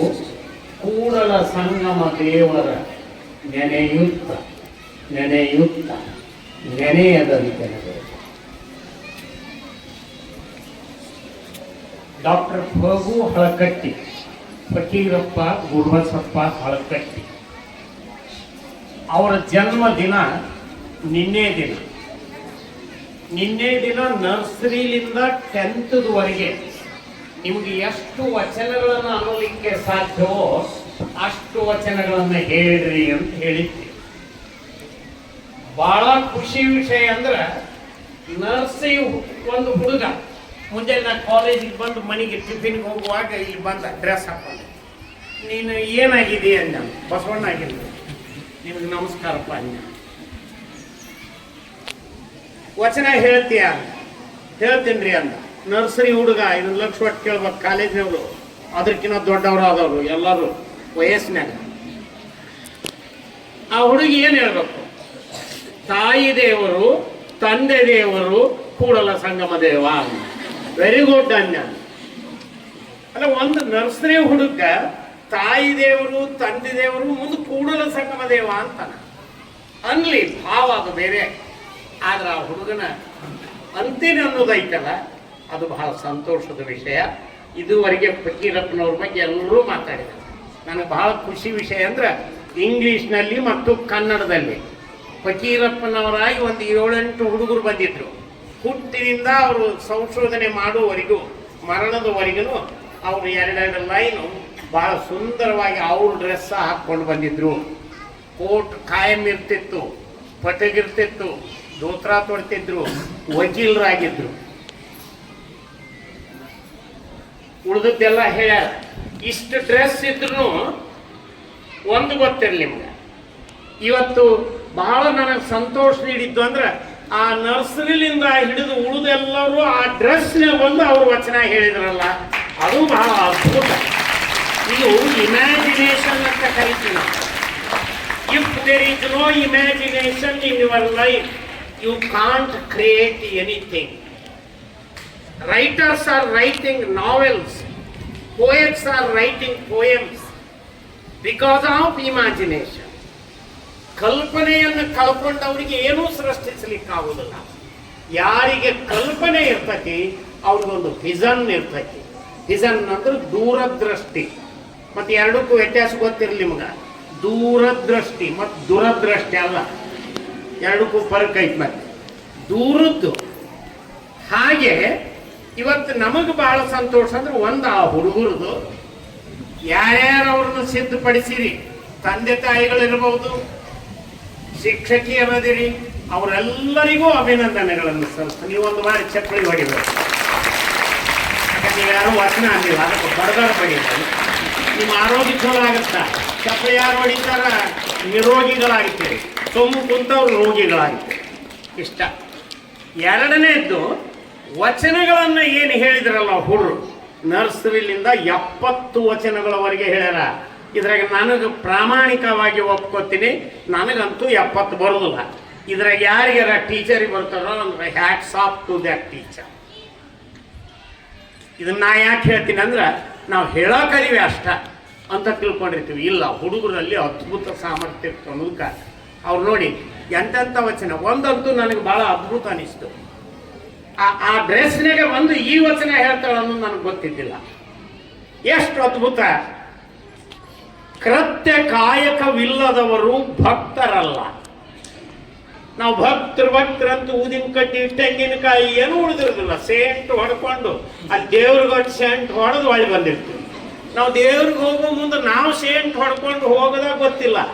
ನಿಮ್ಮ ಸೇಂಟ್ ವಾಸನೆ ಓಣ್ಯಾಗ ಹೋಗೋರಿಗೆ ಗೊತ್ತಿರುತ್ತ. ಇಷ್ಟು ವಾಸನೆ ಬರ್ತಂದ್ರೆ ಎಲ್ಲಿಗೆ ಹೊಂಟಾರ ಇವರು? ದೇವ್ರಿಗೆ ಹೊಂಟಾರು ಅನ್ನುವಷ್ಟು ಸಜ್ಜಾಗಿ ಹೋಗ್ತೀವಿ. ಆದ್ರೆ ಭಕ್ತನ ಲಕ್ಷಣ ಹೇಳ್ತಾರೆ ಅವರು ಒಂದ ಸಾಲು. ವ್ಯಾಖ್ಯಾನ ವಚನ ಯಾಕೆ ಮುಖ್ಯ ಆಗುತ್ತಂದ್ರೆ ಒಂದೇ ಒಂದು ಸಾಲು. ಕೃತ್ಯ ಕಾಯಕವಿಲ್ಲದವರು, ಏನೂ ಕೆಲಸ ಮಾಡದವ್ರು ಏನದಿರಲ್ಲ, ಭಕ್ತರೇ ಅಲ್ಲ. ನೀವು ವಿದ್ಯಾರ್ಥಿಗಳಾದವ್ರು ಓದಬೇಕು, ಅಧ್ಯಾಪಕರಾದವ್ರು ಕಲಿಸ್ಬೇಕು, ರೈತರಾದವರು ಹೊಲದಾಗ ಕೆಲಸ ಮಾಡಬೇಕು, ಕಲಾವಿದ ಚಿತ್ರ ಬರಿಬೇಕು, ಸಂಗೀತಗಾರ ಇದ್ದವ್ರು ಹಾಡಬೇಕು. ಇದು ಕೃತ್ಯ. ಯಾವುದು ಬೇಕಾದ್ರೂ ಮಾಡೋ, ಅದ್ರೊಳಗೆ ದೊಡ್ಡದು ಸಣ್ಣದಂತಲ್ಲ. ಎರಡನೇ ಸಾಲು ಹೇಳ್ತಾರ, ಎಂಥ ಕೃತ್ಯ? ಸತ್ಯ ಶುದ್ಧವಿಲ್ಲದುದು ಕಾಯಕವಲ್ಲ. ನೀ ಮಾಡುವುದ್ರೊಳಗ ಪ್ರಾಮಾಣಿಕತೆ ಇರಬೇಕು, ಶುದ್ಧ ಮನಸ್ಸಿನಿಂದ ಮಾಡಬೇಕು. ಹಾಗೆ ಮಾಡಿದ್ರೆ ಅದು ಕಾಯಕ. ಇರಲಿಲ್ಲ ಅಂದ್ರೆ ಹೊಟ್ಟೆ ಪಾಡಿಗೆ ಇನ್ನೇನೇನೋ ಮಾಡಿರಿ. ಒಂದೇ ವಚನದ ಎರಡೇ ಸಾಲುಗಳು ಇಷ್ಟು ಅದ್ಭುತ. ಖರೆ ಆ ವಚನದ ಸಾಲುಗಳಿಗೆ ಸಾಹಿತ್ಯ ಯಾರು ಓದ್ತಾರ ಇನ್ನೇನೂ ಓದಬೇಕು ಅನ್ಸೋದಿಲ್ಲ. ಆದರೆ ಈ ನಿಮ್ಮ ಎರಡು ಕನ್ನಡ ಸಾಹಿತ್ಯದಲ್ಲಿ ಎರಡು, ಒಂದು ವಚನ ಸಾಹಿತ್ಯ, ಇನ್ನೊಂದು ದಾಸ ಸಾಹಿತ್ಯ, ಎರಡು ಕಣ್ಣವು. ನೆನಪಿಟ್ಕೋರಿ ನೀವು. ವಚನಕಾರರು, ದಾಸರು, ಅವರೊಂದು ಕಣ್ಣು, ಇವರೊಂದು ಕಣ್ಣು ಕನ್ನಡ ಸಾಹಿತ್ಯದ್ದು. ಆದರೆ ಈ ಸಾಹಿತ್ಯ ಎಲ್ಲಿತ್ತು ಎಲ್ಲರೂ ಹೇಳಿದ್ರು. ನಿಮ್ಮ ಮನೆಯಾಗಿದ್ದು. ಈಗಲ್ಲ, ನಿಮ್ಮ ಅಜ್ಜ, ಮುತ್ತಜ್ಜ, ತಾತ ಎಲ್ಲಿದ್ದು ಅಂದ್ರೆ ನಿಮ್ಮ ಜಗಲಿ ಮೇಲಿದ್ದು, ತಾಡೋಲೆಗಳಲ್ಲಿ ಇದ್ದು. ಅವ್ನು ನಾವೇನ್ ಮಾಡಿದ್ರಿ, ಈಗೂ ಅದಾವ ನಿಮ್ಮ ಮನೆಗೆ ಆಗ್ಬೇಕಾದ್ರೆ ತೆಗೆದು ನೋಡ್ರಿ. ನಮ್ಮ ಅಜ್ಜ ಪೂಜಾನ ಅಂತೇಳಿ ನಮ್ಮ ಅಪ್ಪ ಪೂಜೆ ಮಾಡ್ಯಾನ, ಈಗ ನಾವು ಪೂಜೆ ಮಾಡ್ತೀವಿ. ಇದನ್ನ ಮಾಡಿದವು ನಾವು. ಜಗಲಿ ಮೇಲೆ ಅಂತ ಹೋದವು ತಾಡೋಲೆಗಳು. ನನ್ನ ಹತ್ರ ಇಲ್ಲಿ ಅಮೃತೇಶ್ವರದ ಒಂದು ಪುರಾಣದ ಪ್ರತಿಯನ್ನ ಜೆರಾಕ್ಸ್ ಮಾಡಿಸ್ಕೊಂಡು ನನ್ನ ಮನೆಯಾಗ ಇಟ್ಕೊಂಡಿದ್ದೀನಿ. ಅದು ತಾಡೋಲೆಯಲ್ಲಿ ಇತ್ತು. ಇದು ಬೇಕಾಗ್ತಾ ಇತ್ತಡಿ ಅಂತೇಳಿ ಈಗೂ ನನ್ನ ಟ್ರೇಸರಿಯಲ್ಲಿ ಅದ. ರೊಕ್ಕ ಅಲ್ಲ, ಈ ಪ್ರತಿ ಐತಿ. ಟ್ರೇಸರಿ ರೊಕ್ಕ ಇಡೋರು ಬಾಳ. ಆ ಪ್ರತಿ ಈಗಲೂ ಅಮೃತೇಶ್ವರದ ನನ್ನ ಹತ್ರ ಐತಿ. ಯಾಕಿದ್ರೆ ಹೇಳ್ತೇನೆ ಅಂದ್ರೆ ತಾಡೋಲೆಗಳಲ್ಲಿ ಬರೀತಿದ್ರು. ನಿಮ್ಗೆ ಬೇಕಂದ್ರೆ ತರಿಸಿ ತೋರಿಸ್ತೇನೆ. ನಮ್ಮ ಮಠದಲ್ಲೇ ಅದು, ತೋಂಟದಾರೆ ಮಠದಲ್ಲೇನೆ. ಇಂಥ ಅದ್ಭುತ ಸಾಹಿತ್ಯ. ಇವತ್ತು 22,000 ವಚನಗಳು. ಈ ಒಬ್ಬ ವ್ಯಕ್ತಿ ಫಕೀರಪ್ಪನವರು ಅನ್ನುವಂಥ ವ್ಯಕ್ತಿ ಓದಿದ್ದೇನು, ಎಲ್ಲೆಲ್ಲಿ ಮಾಡಿದ್ದೇನು. ಅವರು ಪ್ರಾಸಿಕ್ಯೂಟರ್ ಆಗಿ, ಸರ್ಕಾರಿ ವಕೀಲರಾಗಿ ನೇಮಕ ಆಗಿದ್ರು. ರಾಜೀನಾಮೆ ಕೊಡ್ತಾರ, ಮನಿಗೆ ಅಡ್ಡಾಡ್ತಾರ. ನಿಮ್ ಜಗಲಿ ಮೇಲೆ ಅದವನ್ನ ಕೊಡ್ರಿ ಅಂತ ಮಠಕ್ಕೆ ಅಡ್ಡಾಡ್ತಾರ. ನಮ್ಮ ಮಠನೂ ಹಂಗ ಅದಾವು. ನಿಮಗೂ ಸ್ವಾಮಿಗಳಿಗೂ ನಮಗೂ ಫರ್ಕ್ ಇಲ್ಲ. ನೀವು ಇಲ್ಲಿ ಪೂಜೆ ಮಾಡ್ತೀರಿ, ಅವ್ರು ಅಲ್ಲಿ ಪೂಜೆ ಮಾಡ್ತಾರೆ, ಇಟ ಫರ್ಕು. ಅವರು ಆಗ ಗಂಟು ಕಟ್ಟಿಟ್ಟವ್ರ. ಇವರು ಹೋಗಿ ಕೇಳಿದ್ರ ಅವನ್ನ ಕಡೆಗೆ ತೆಗಿರಿ ಅಂತ. ಅವುಗಳನ್ನು ಕುಂತು ಬರಿಬೇಕಾಗತ್ತ, ಅಷ್ಟು ಸುಲಭ ಅಲ್ಲ. ತಾಡೋಲೆಯಲ್ಲಿ ಇದ್ದದ್ದನ್ನ ಪ್ರತಿ ಮಾಡಬೇಕು, ತಿದ್ದುವುದಲ್ಲ. ಪ್ರತಿ ಮಾಡೋದಂದ್ರೆ ಇದ್ದಕ್ಕಿದ್ದಂಗ ಇರ್ಬೇಕು. ಅದ್ರಾಗ ಏನಿರುತ್ತೆ ಅದ ಇರ್ಬೇಕು. ಅದನ್ನು ಪ್ರತಿ ಮಾಡೋದು ತುಂಬಾ ಕಷ್ಟ. ಇವತ್ತಿನವರೆಗೆ ಈ ಏನ್ ಪುಸ್ತಕ ಅದಾವಲ್ಲ, ಇವನು ಬಜಾರ್ದಾಗ ತಂದಿಲ್ಲ ನಾವು. ನಮ್ಮ ಲೈಬ್ರರಿಯಾಗ ಇದ್ದು ಈಗ ಹೆಂಗದಾವ ಹಿಂಗ ಅದಾವ, ಹೊರಗ ಬಂದಿಲ್ಲ ಅವು. ಇವತ್ತ ಬಂದದ್ದು ಗೊತ್ತಿರ್ಲಿ. ಇಲ್ಲೇ 15 ಸಂಪುಟಗಳದಾವು ವಚನದ್ದು. ನಿಮ್ಗೊಂದು ಹಂಗ ಸುಮ್ಮನೆ ತೋರಿಸ್ತೀನಿ. ಸಂಕೀರ್ಣ ಸಂಪುಟ 9 ಅಂತ ಐತಿ. 5, 9 ಕನ್ನಡದಂದು ಮತ್ತೆ ಅದು ಹಿಂಗ್ಯಾಕೆ ಐತ್ರಿ ಅಂತೀರಿ. 9 ಅಂತ ಐತಿ. ಇಂಥವು 14 ಸಂಪುಟಗಳು. ಒಂದು ಅದು ಪಾರಮಾರ್ಥಿಕ ಪದಗಳ ಅರ್ಥ ಅಂತ ಐತಿ, ಅರ್ಥಕೋಶ. 15 ಸಂಪುಟಗಳು ಕರ್ನಾಟಕ ಗೌರ್ಮೆಂಟ್ ಇದು 1980ರಲ್ಲಿ ತಂತು. ಸರ್ಕಾರನ ತಂದದ್ದು 1989. ಶಾಲೆಗಳಿಗೆ ಗೊತ್ತೈತಿ. ಇಲ್ಲಿ ಶಿವಾನುಭವ ಆಕಿತ್ತು. 100 ಗ್ರಂಥದ ಸೆಟ್ಗಳನ್ನು ಮನೆಗೆ ಕೊಡಿಸಿವಿ ನಾವು. ಅವಾಗ ಇದರ ಬೆಲೆ 400 ರೂಪಾಯಿ. ನಂತರ ಪ್ರಿಂಟ್ ಆದಾಗ 4,000 ರೂಪಾಯಿ. ಇಡೀ ವಚನ ಸಾಹಿತ್ಯ ಮನೆಯಾಗಿರಕ್ಕೆ 400. 100 ಸಂಪುಟಗಳನ್ನು ಹೀಗೆ ಸೆಟ್ಗಳನ್ನು ನಾವು ಕೊಡಿಸಿದ್ವಿ. ಅವು ನಮ್ಮ ಲೈಬ್ರರಿಗೂ ಅದಾವು. ಎಲ್ಲ ಸೆಟ್ಗಳನ್ನು ಇಲ್ಲಿ ಯಾಕೆ ಇಟ್ಟಿವಿ ಅಂದ್ರೆ ಇಡೀ ವಚನ ಸಾಹಿತ್ಯ ಅಂದ್ರೆ ಎಷ್ಟೈತಿ ನಮ್ಮ ಹುಡುಗರು ನೋಡ್ಲಿ, ಟೀಚರ್ ನೋಡ್ಲಿ ಅಂತ ಇಟ್ಟಿವಿ. ಎರಡನೇದು ಇಲ್ಲೇನು ಹೋಗು ಹಳಕಟ್ಟಿಯವ್ರ ಬಗ್ಗೆನೇ ಅದಾವ. ಇವು 15 ಸಂಪುಟಗಳದಾವು. ಹಳಕಟ್ಟಿಯವ್ರ ಬಗ್ಗೆನೆ. ಅವ್ರು ಎಷ್ಟು ದುಡ್ದಾರ, ಏನಾಗೈತಿ, ಕಷ್ಟಪಟ್ಟಾರ, ಹೇಗ ಎಲ್ಲ ಒಂದೊಂದು ಪುಸ್ತಕ ಇಷ್ಟು ಗಡ್ತರ ಅದಾವ. ಗಡ್ತರ ನೋಡ್ರಿ ಬರೀ ಇಂಥವು 15 ಅದಾವು. ಇವನು ಪ್ರಿಂಟ್ ಮಾಡಾಕ BLD ಬಿಜಾಪುರ ಸಂಸ್ಥೆ ಮೆಡಿಕಲ್ ಕಾಲೇಜಿಗೆ ಏನೈತಲ್ಲ MB ಪಾಟೀಲ್ ಮಿನಿಸ್ಟರ್ ಅದಲ್ಲ, ಅವರು ಅದರ ಅಧ್ಯಕ್ಷರು. ಈ ಸಂಪುಟಗಳನ್ನು 30 ಲಕ್ಷ ರೂಪಾಯಿ ಖರ್ಚು ಮಾಡಿ ಇವತ್ತು ಪ್ರಕಟ ಮಾಡ್ಯಾರ. ಆ ಇಡೀ ಸಂಪುಟಗಳನ್ನು ನಾವು ಕಲಿಸ್ತೀವಿ. ಇಡೀ ಹಳಕಟ್ಟಿ ಅವರು ಏನು ಮಾಡಿದ್ರು ಅನ್ನೋದು ಬೇಕಾಗಿದ್ದರೆ ಈ 15 ಸಂಪುಟಗಳನ್ನು ನೀವೆಲ್ಲ ಓದಬೇಕಾಗ್ತದೆ. ನೋಡಲಿ ಅಂತ ಇರ್ತೀವಿ. ಆದರೆ ಅವರು ಮೊಟ್ಟ ಮೊದಲಿಗೆ ಮಾಡಿದ್ದು ನಿಮಗಾಗಲೇ ತೋರಿಸಿನಿ. ವಚನ ಶಾಸ್ತ್ರ ಸಾರ ಭಾಗ 2, ಭಾಗ 1 ಐತಿ, ಭಾಗ 3 ಇಲ್ಲ. ಹುಡುಕ್ಬೇಕದು ಇರಬೇಕು. ನಮ್ಮ ಮನೆಯಾಗಂತೂ ಅದು. ಇವು 3 ಮೊದಲ ಬಾರಿಗೆ ಅವರು ಪ್ರಿಂಟ್ ಮಾಡಿದ್ದು. ಇದ್ರಾಗ 100 ಪುಸ್ತಕಗಳನ್ನು ತಂದಾರ ಅವರು. ಇಡೀ ವಚನ ಸಾಹಿತ್ಯವನ್ನು ಮೊದಲ ಬಾರಿಗೆ ಬೆಳಕಿಗೆ ತಂದವರು ಯಾರು? ಫಗು ಹಳಕಟ್ಟಿ. ಯಾರು? ಫಗು ಹಳಕಟ್ಟಿ. ಇದನ್ನು ಪ್ರಿಂಟ್ ಮಾಡಕ್ ಮಾಡದ ಇದ್ದವ್ರು ಯಾರು? ಬಾಸೆಲ್ ಮಿಷನ್ ಸಂಸ್ಥೆ ಮಂಗಳೂರು. ಎಲ್ಲಿದು? ಬಾಸೆಲ್ ಮಿಷನ್ ಸಂಸ್ಥೆ ಮಂಗಳೂರು. ಬಾಸೆಲ್ ಮಿಷನ್ ಇದ್ದದ್ದು ಯಾರ್ದದು ಸಂಸ್ಥಾ? ಕ್ರಿಶ್ಚಿಯನ್ರು, ಬ್ರಿಟಿಷರು. ಅವ್ರ್ಯಾಕೆ ಪ್ರಿಂಟ್ ಮಾಡೋದಿಲ್ಲ ಅಂದ್ರೆ ಕ್ರೈಸ್ತ ಧರ್ಮದ ಪ್ರಚಾರದಲ್ಲಿ ಏನು ಸಿದ್ಧಾಂತಗಳಿವೆಯೋ ಅವೆಲ್ಲ ವಚನ ಸಾಹಿತ್ಯದಲ್ಲಿವೆ. ನಮ್ಮ ಧರ್ಮ ಪ್ರಚಾರಕ್ಕೆ ಅಡೆತಡೆ ಆಗುತ್ತಾ, ಇವನು ಪ್ರಿಂಟ್ ಮಾಡೋದಿಲ್ಲ ಅಂತ ಹೇಳಿ ಬಾಯಿ ಕಳಿಸ್ತಾರೆ.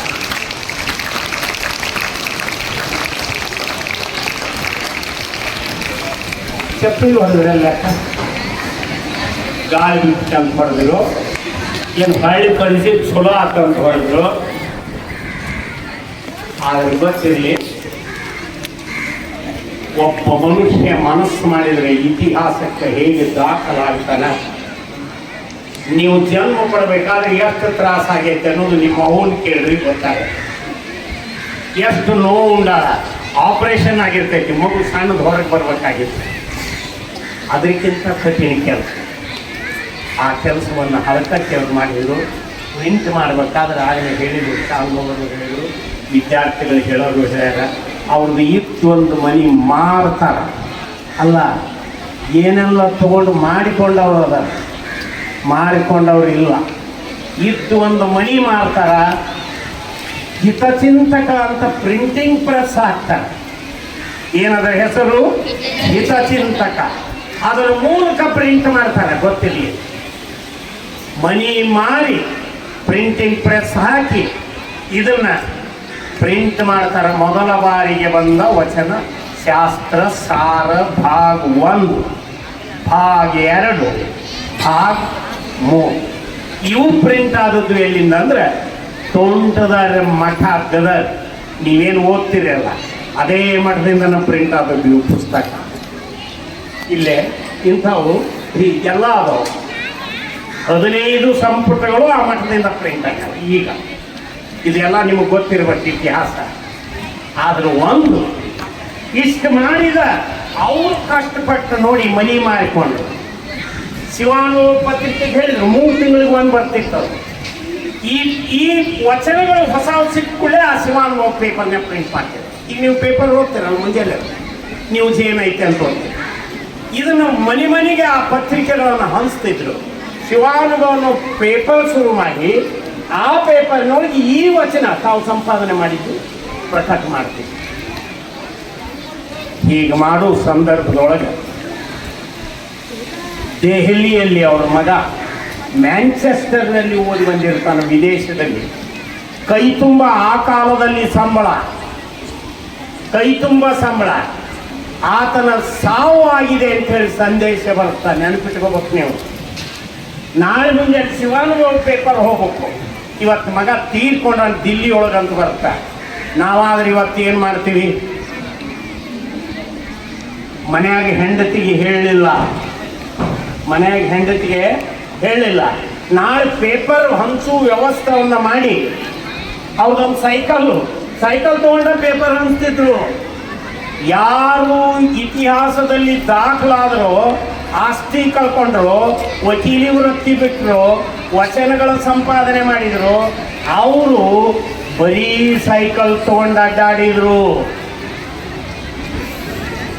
ಪೇಪರ್ ಹಂಚೋದು ವ್ಯವಸ್ಥೆ ಮಾಡಿ ದಿಲ್ಲಿಗೆ ಹೋಗ್ತಾರ, ಮಗನ ಮಣ್ಣು ಕೊಟ್ಟು ಬರ್ತಾರ. ನಂತರ ಹೆಂಡತಿಗೆ ಹೇಳ್ತಾರ ಮಗ ತೀರ್ಕೊಂಡ. ಆನಗಲ್ ಕುಮಾರಸ್ವಾಮಿಗಳು, ಬಬಲೇಶ್ವರದ ಶಾಂತವೀರ ಸ್ವಾಮಿಗಳು, ನಾಗನೂರಿನ ಶಿವಬಸವ ಸ್ವಾಮಿಗಳು, ಇವರು 3 ಜನ ಇವ್ರಿಗೆ ತೊಟ್ಕೊಳ್ಳೋಕೆ ಅರಿವಿಲ್ಲ ಅಂತ ಹೇಳಿದ್ರಲ್ಲ. ಒಂದು ದಿನ 5 ಚೀಲ ಜ್ವಾಳ, 1 ಚೀಲ ಗೋಧಿ, 350 ರೂಪಾಯಿ ಅವರಿಗೆ ಬಟ್ಟಿ ಇವನ್ ತಗೊಂಡು ಬಂದು ಅವ್ರಿಗೆ ಕೊಡಕ್ಕೆ ಬರ್ತಾರ. ನೆನಪಿಟ್ಕೊಳ್ಳಿ, ಮನೆಯಾಗ ಉಪ್ಪಿಟ್ಟಿರಲಿಲ್ಲ. ಸ್ವಾಮಿಗಳಾದವರು 5 ಚೀಲ ಜ್ವಾಳ, ಗೋಧಿ, ಬಟ್ಟಿ ಇವುಗಳನ್ನು ಕೊಡ್ತಾರೆ. ಇಂಥ ಸ್ಥಿತಿಯಲ್ಲಿ ಅವರು ಕೆಲಸ ಮಾಡ್ತಾರೆ. ಮಾಡಿ ಇಡೀ ವಚನ ಸಾಹಿತ್ಯವನ್ನು ನಮ್ಗೆ ಕೊಟ್ಟಿರುವಂಥ ಪುಣ್ಯಾತ್ಮ ಅದಕ್ಕೆ ಫಕೀರಪ್ಪನವರನ್ನು ನೆನಪಿಟ್ಕೊಳ್ರಿ. ಅವರು ಮುಂಬೈ ಗೌರ್ಮೆಂಟ್ನಲ್ಲಿ MLC ಆಗಿ ಆಯ್ಕೆ ಆಗಿರ್ತಾರೆ. ಮುಂಬೈ ಸರ್ಕಾರ ಅಲ್ಲಿ MLC ಆಗಿ ಆಯ್ಕೆ ಆಗ್ತಾರೆ. 2ನೇ ಬಾರಿ ನಿಲ್ಲದಂತಾರೆ ಒಳ್ಳೆ, 1 ಬಾರಿ ಮಾತ್ರ ಅವರು MLC ಆಗಿನೂ ಆಯ್ಕೆ ಆಗ್ತಾರೆ. ಇಷ್ಟೆಲ್ಲ ಕೆಲಸ ಮಾಡಿದ ಫಕೀರಪ್ಪನವರು ಹಳಕಟ್ಟಿ ಅವರಪ್ಪ ಗುರುಬಸಪ್ಪ ನಿಮ್ಮೂರಿನ 1ನೇ ನಂಬರ್ ಶಾಲೆಯಲ್ಲಿ ಟೀಚರ್ ಆಗಿ ಕೆಲಸ ಮಾಡಿದ್ದ. ನೆನಪಿಟ್ಕೊಳ್ಳಿ, ಪೊಲೀಸ್ ಸ್ಟೇಷನ್ ಕನ್ನಡ ಶಾಲೆ ಐತಲ್ಲ 1ನೇ ನಂಬರ್ ಶಾಲೆ, ಆ ಶಾಲೆಯಲ್ಲಿ ಟೀಚರ್ ಆಗಿ ಕೆಲಸ ಮಾಡಿದ್ದವರು ಫಕೀರಪ್ಪನವರ ತಂದೆ ಗುರುಬಸಪ್ಪನವರು. ಇವು ಇತಿಹಾಸದ ಸಂಗತಿಗಳು ನೋಡಿ. ಮನಿ ಮಾರಿ ಪ್ರಿಂಟಿಂಗ್ ಪ್ರೆಸ್ ಹಾಕಿದ್ರಲ್ಲ, ಅವ್ರ ಹೆಸರೇನು? ಫಕೀರಪ್ಪ. ಖರೇ ಫಕೀರಾದ. ದುಡ್ಡಿಲ್ಲ, ಇದ್ದದ್ದು ಕಳ್ಕೊಂಡ, ಸಾಹಿತ್ಯ ಸೃಷ್ಟಿಸಿದ, ಉಳಿಸಿದ. ಹರಕ ಕಂಬಳಿ ಹಾಕಿಕೊಂಡು ಮನಿ ಬಾಗಿಲಿಗೆ ಕುದುರ್ತಿದ್ರು, ವಚನ ಕಟ್ಟು ಪರಿಶೀಲನೆ ಮಾಡ್ತಿದ್ರು. 84 ವರ್ಷ ಬದುಕಿದ್ರು. ಅವರ ಮರಿಮೊಮ್ಮಗಳು ಇವತ್ತಿಗೆ ಪ್ರಭಾವತಿ ಅವರು ಭಾಗವಹಿಸಲ್ಲ, 83 ವರ್ಷ ಅವರಿಗೆ. ಅಣ್ಣಿಗೆರೆಗಾದಾರ ಎಷ್ಟು ಮಂದಿ ನೋಡಿವಿ ನಾವು? ನೋಡೋದು ಮೊಬೈಲು, KGF, BGF ಇವನ್ನ ನೋಡ್ತೀವಿ. ಇದು ನಿಮ್ಮ ಪುಣ್ಯ. ಇವತ್ತು ಕರೆ ಅಂದ್ರ ಇಲ್ಲಿ ವಚನ ಅಂದು ಫೋಟೋ ಯಾರ್ಯಾರು ತಗೊಂಡ್ರೆ ಅವರಂತೂ ಹೆಚ್ಚು ಪುಣ್ಯಶಾಲಿಗಳು. ಆ ಎಲ್ಲ ಫೋಟೋಗಳನ್ನ ನಿಮ್ಮ ಹತ್ರ ಹೇಳ್ಬೇಕು. ಅವ್ರು ಎಷ್ಟು ಕಷ್ಟಪಟ್ಟಾರ ಅನ್ನೋದು ನನಗೆ ಗೊತ್ತದ. ಎಲ್ಲರಿಗೂ ಟೈಲರಿಂಗ್ ಕಲಿಸಿದ್ರು. ಇವತ್ತು ಎದ್ದು ನಿಲ್ಲಕ್ಕೆ ಬರೋಲ್ಲ ಅವ್ರು ಕಾಲು. ಇವತ್ತು ಇಲೆಕ್ಟ್ರಿಕ್ ಬಂದಾವು, ಮಷಿನ್ ಹಾಕಿದ್ರೆ ಹಂಗೆ ಸರಿಸೋದು ಆಟ ಕೆಲಸ. ಆದ್ರೆ ಎಲ್ಲರಿಗೂ ಟೈಲರಿಂಗ್ ಕಲಿಸಿದ್ರು. ಇಷ್ಟೆಲ್ಲ ಕಷ್ಟಪಟ್ಟು ಇವತ್ತು ನೋಡಿ ಫಕೀರಪ್ಪನವರ ಮರಿಮೊಮ್ಮಗಳು ನೀವು ಮಾಡಿದಂಥ ಈ ಸಂಪುಟಗಳದವು, ವಚನ ಸಾಹಿತ್ಯ ಐತಿ, ಅವ್ರ ಬಗ್ಗೆ ಐತಿ. ಇದನ್ನೆಲ್ಲ ನೋಡಿದಾಗ ಅವ್ರ ಮರಿಮೊಮ್ಮಗಳನ್ನು ನೋಡುವ ಭಾಗ್ಯ ನಿಮಗೆ ಸಿಕ್ಕೈತಿ ಅಂತಂದು ನೀವು ಪುಣ್ಯಶಾಲಿಗಳಂತ ತಿಳ್ಕೊಂಡ್ರಿ. ಆದರೆ ಒಮ್ಮೊಮ್ಮೆ ಹಿಂಗೂ ಇರ್ತಾವೆ. ಇವತ್ತು ಬೆಳಿಗ್ಗೆ 6 ಗಂಟೆಗೆ ನಾವು ವಾಕಿಂಗ್ ಬಂದಿದ್ದೀವಿ. 6:15ಕ್ಕೆ ಅವ್ರ ಮನೆಗೆ ಹೋದೆ. ಪ್ರಭಾವಕ್ಕೆ ಮನೆ ನೋಡಿದ್ದಿಲ್ಲ, ಎಲ್ಲೋ ಬದಲಾಗಿರ್ಬೇಕಂದ್ರೆ ಅಲ್ಲಿ ಚಂದ್ರು ಇಲ್ಲಿ ಬಂದಾರ. ಅವ್ರ ಮನೆಗೆ ಹೋದ. ಬರ್ರಿ ಸರ್ ಅಂದರು. ಯಾಕಂದ್ರೆ ಅವ್ರ ಮಗ ಇವತ್ತು ಇಂಜಿನಿಯರ್ ಅದನ್ನ ಇಲ್ಲೇ ನಮ್ಮಲ್ಲೇ ಹೋದ. ಹಾರ್ಟಿಕಲ್ಚರ್ ಮಾಡೋ ಮಗಳು ಆಕೆ ನಮ್ಮಲ್ಲೇ ಹೋದ. ನಿಮ್ಗೆ ಗೊತ್ತಿರಲಿ, ಈಗೆಲ್ಲ ಅವ್ರು ನೌಕರಿ ಮಾಡ್ತಾರೆ. ನೀವು ಮಾಡ್ತೀರಿ ಒಂದಿನ. ಆ ನೌಕರಿ ಮಾಡೋ ಹಂಗೆ ಹೋದ್ರಿ, ಇಲ್ಲ ಅಂದ್ರೆ ಚಾಕರಿ ಮಾಡ್ಬೇಕಾಗತ್ತೆ. ಎಲ್ಲ ಒಂದೇ ಅಕ್ಷರ ಪಡ್ತಾರೆ, ನೌಕರಿ ಚಾಕರಿ. ಯಾವಾಗ ಹಾಕೊಂತೀರಿ ನಿಮಗೆ ಗೊತ್ತಿರಿ. ಕಷ್ಟಪಟ್ಟರೆ ನೀವು, ಇಲ್ಲ ಅಂದ್ರೆ ಇಲ್ಲ. ಯಾವುದೂ ಸುಲಭ ಅಲ್ಲ. ಅದಕ್ಕೆ ನಾ 6:15ಕ್ಕೆ ಹೋಗಿ ಅವ್ರ ಮನೆಗೆ ಹೋಗ್ಬಿಟ್ಟೆ. ಮತ್ತು ಅವ್ರನ್ನ ಕರಿತೀನಿ ಅಂದರು. ಅಡ್ಡಾಡಕ್ಕೆ ಬರೀತಿಲ್ಲ, ಅವ್ರ ಮನೆಗೆ ಹೋದೆ. ಏಳುವ ಸ್ಥಿತಿಯಲ್ಲಿ ಅಲ್ಲಿದ. ನಿಮ್ಗೆ ಗೊತ್ತಿರಲಿ, 83 ವರ್ಷ. ಅವ್ರ ಸೊಸಿ ಪುಸ್ತಕ ತಂದು ನಿತ್ಯ ಅವರು ಓಂ ನಮಃ ಶಿವಾಯ ಅಂತ ಬರೀತಾರೆ. ಒಂದಿಷ್ಟು ಬುಕ್ ಆಗ್ಯಾವ, ನೋಟ್ ಬುಕ್ಕ. ನಾನಂದೆ ನನಗೂ ಇಷ್ಟು ದುಂಡು ಬರೆಯಕ್ಕೆ ಬರೋದು ಈ ಏಜ್ನಾಗ. ನನಗೆ 80, ಅವ್ರಿಗೆ 83. ಅಷ್ಟು ದುಂಡು ಅಕ್ಷರಗಳು. ನಿತ್ಯ ಓಂ ನಮಃ ಶಿವಾಯ ಬರೀತಾರೆ. ಹಾಗೆ ಪೂಜೆ ಮಾಡಿದ ನೀರು ಕುಡಿಯೋದು ಅಂದರು. ಅದು ಅವ್ರ ಶ್ರದ್ಧೆ. ಮತ್ತು ಅವರು ನಿತ್ಯ ವಚನಗಳನ್ನು ಓದ್ತಾರೆ. ಗೊತ್ತಿರಲಿ ನಿಮಗೆ. ಅದಕ್ಕೆ ಕಾರಣ ಅಂದರೆ ಹಿನ್ನೆಲೆ ಅವ್ರ ಅಜ್ಜನ ಪರಂಪರೆಯನ್ನು ಇವತ್ತು ಮುಂದುವರಿಗೂ. ನಾವು ಶ್ರೀಮಂತರದೀವಿ, ಬಡವದರಲ್ಲಿ ಸೆಕೆಂಡರಿ. ಅದು ಯಾವುದೂ ನಮ್ಮ ಜೊತೆಗೆ ಇರುವುದಿಲ್ಲ. ನಾ ಏನು ಬಿಟ್ಟು ಹೋಗ್ತೀನಿ ಅದು ಮಾತ್ರ ಉಳಿತೈತಿ. ಅದಕ್ಕೆ ಇವತ್ತು ಅಷ್ಟು ಶ್ರದ್ಧೆಯಿಂದ. ವಿಚಿತ್ರ ಅಂದ್ರೆ ಒಂದು ಲಗ್ನಕ್ಕೆ ಹೋದಾಗ ಇಬ್ಬರು ಒಂದೇ ಟಿಂಪೋದಲ್ಲಿ ಬಂದಾಗ ಅವರಿಗೂ ಆಕ್ಸಿಡೆಂಟ್ ಆಗೈತಿ. ಅವಾಗಲಿದ್ದ ಅವ್ರಿಗೆ ಇಲ್ಲಿ ತೆಲಿಗೂ ಹೊಲಿಗೆ ಬಿದ್ದು ಇವತ್ತು ನೆನಪಿನ ಶಕ್ತಿ ಕಡಿಮೆ ಆಗೈತಿ. ನನಗೂ ಆಕ್ಸಿಡೆಂಟ್ ಆಗೈತಿ, ಅದ ಇದ್ರೊಳಗೆ ಇದ್ದೆ ಟಿಂಪೋದೊಳಗೆ. ನನಗಲ್ಲ, ಅಲ್ಲೇ ನಮ್ಮ ಮನೆಯವ್ರು ಕುಂತಾಗ ಆಕಿಗೂ ಆಕ್ಸಿಡೆಂಟ್ ಆಗಿತ್ತು. ಆದ್ರೆ ಉಳಿದವ್ರು ನಾವು ಒಂದು 7-8 ಮಂದಿ ಕಿಟಕಿಯಾಗಿದ್ದ ಎಳ್ದಾರ ಆಕೆ. ಯಾಕಂದ್ರೆ ಡಿಸೈಲ್ 4th ಇತ್ತು ಅದು ಗಾಡಿದು. 5 ಡೆತ್ ಆದ್ರು ಅದ್ರಾಗ. ಹೊಸ ಕಾರ್ನಾಗ ಬಂದವರು, ಹೊಸ ಕಾರ್ನಾಗ ಇಲ್ಲಿ ಆನಂದ್ ಫ್ಲೋರ್ ಮಿಲ್ ನವಲ್ಗುಂದು ಹೊಸ ಕಾರ್ ನಂಬರ್ ಬಿದ್ದಿಲ್ಲ. ಆ ಕಾರ್ ಹೊಡ್ಕೊಂಡು ಬಂದಾಗ ಈ ಟಿಂಪೋದವ್ ಜಿಗಿದು ಹೋಗಿದ್ದ. ನಮ್ಮ ಟಿಂಪೋದವ ಸ್ಪೀಡ್ ತಪ್ಪಿ 100 ಕಿಲೋಮೀಟರ್ ಐತಿ. ಕಾರಿನ ಮೇಲೆ ಹತ್ತಿತ್ತು. ಕಾರ್ನ್ಯಾಗ ಕುಂತವ್ರು ಅಲ್ಲೇ ಈಗ ಹ್ಯಾಕೆ ಕುಂತಾರ ಈಗ. ಅದ್ರಾಗಿದ್ದವರು 3 ಮಂದಿ ತೀರ್ಕೊಂಡಿದ್ರು. ಮಗ್ಲೊಬ್ಬ ದನ ಹೊಡ್ಕೊಂಡು ಬರ್ತಿದ್ದ, ಹೋಗಿ ಅವ್ನು ಹೊಡೆದ್ರೆ ಅವನು ಡೆತ್. 4 ಅಲ್ಲೇ ಹೆಣ. ನಾನು ಪ್ರಜ್ಞೆ ತಪ್ಪಿದ್ದೆ. ಮುಂದೆ ಟ್ರೀಟ್ಮೆಂಟ್ ಆಯಿತು. ಇವತ್ತು ಆಗೈತೆ ಅನ್ನೋದನ್ನ ಹೇಳ್ಬೇಕು, ನಾ ಅಷ್ಟೇ ಗೊತ್ತಾಗುತ್ತೆ. ಅದೇ ಆಕ್ಸಿಡೆಂಟ್ನೊಳಗೆ ಅವರು ಆಗಿ ತೆಲಿಗೆ ಹೊಲಿಗೆ ಬಿಟ್ಟು ಇವತ್ತು ನೆನಪಿನ ಶಕ್ತಿ ಕಡಿಮೆ ಆಗೈತಿ.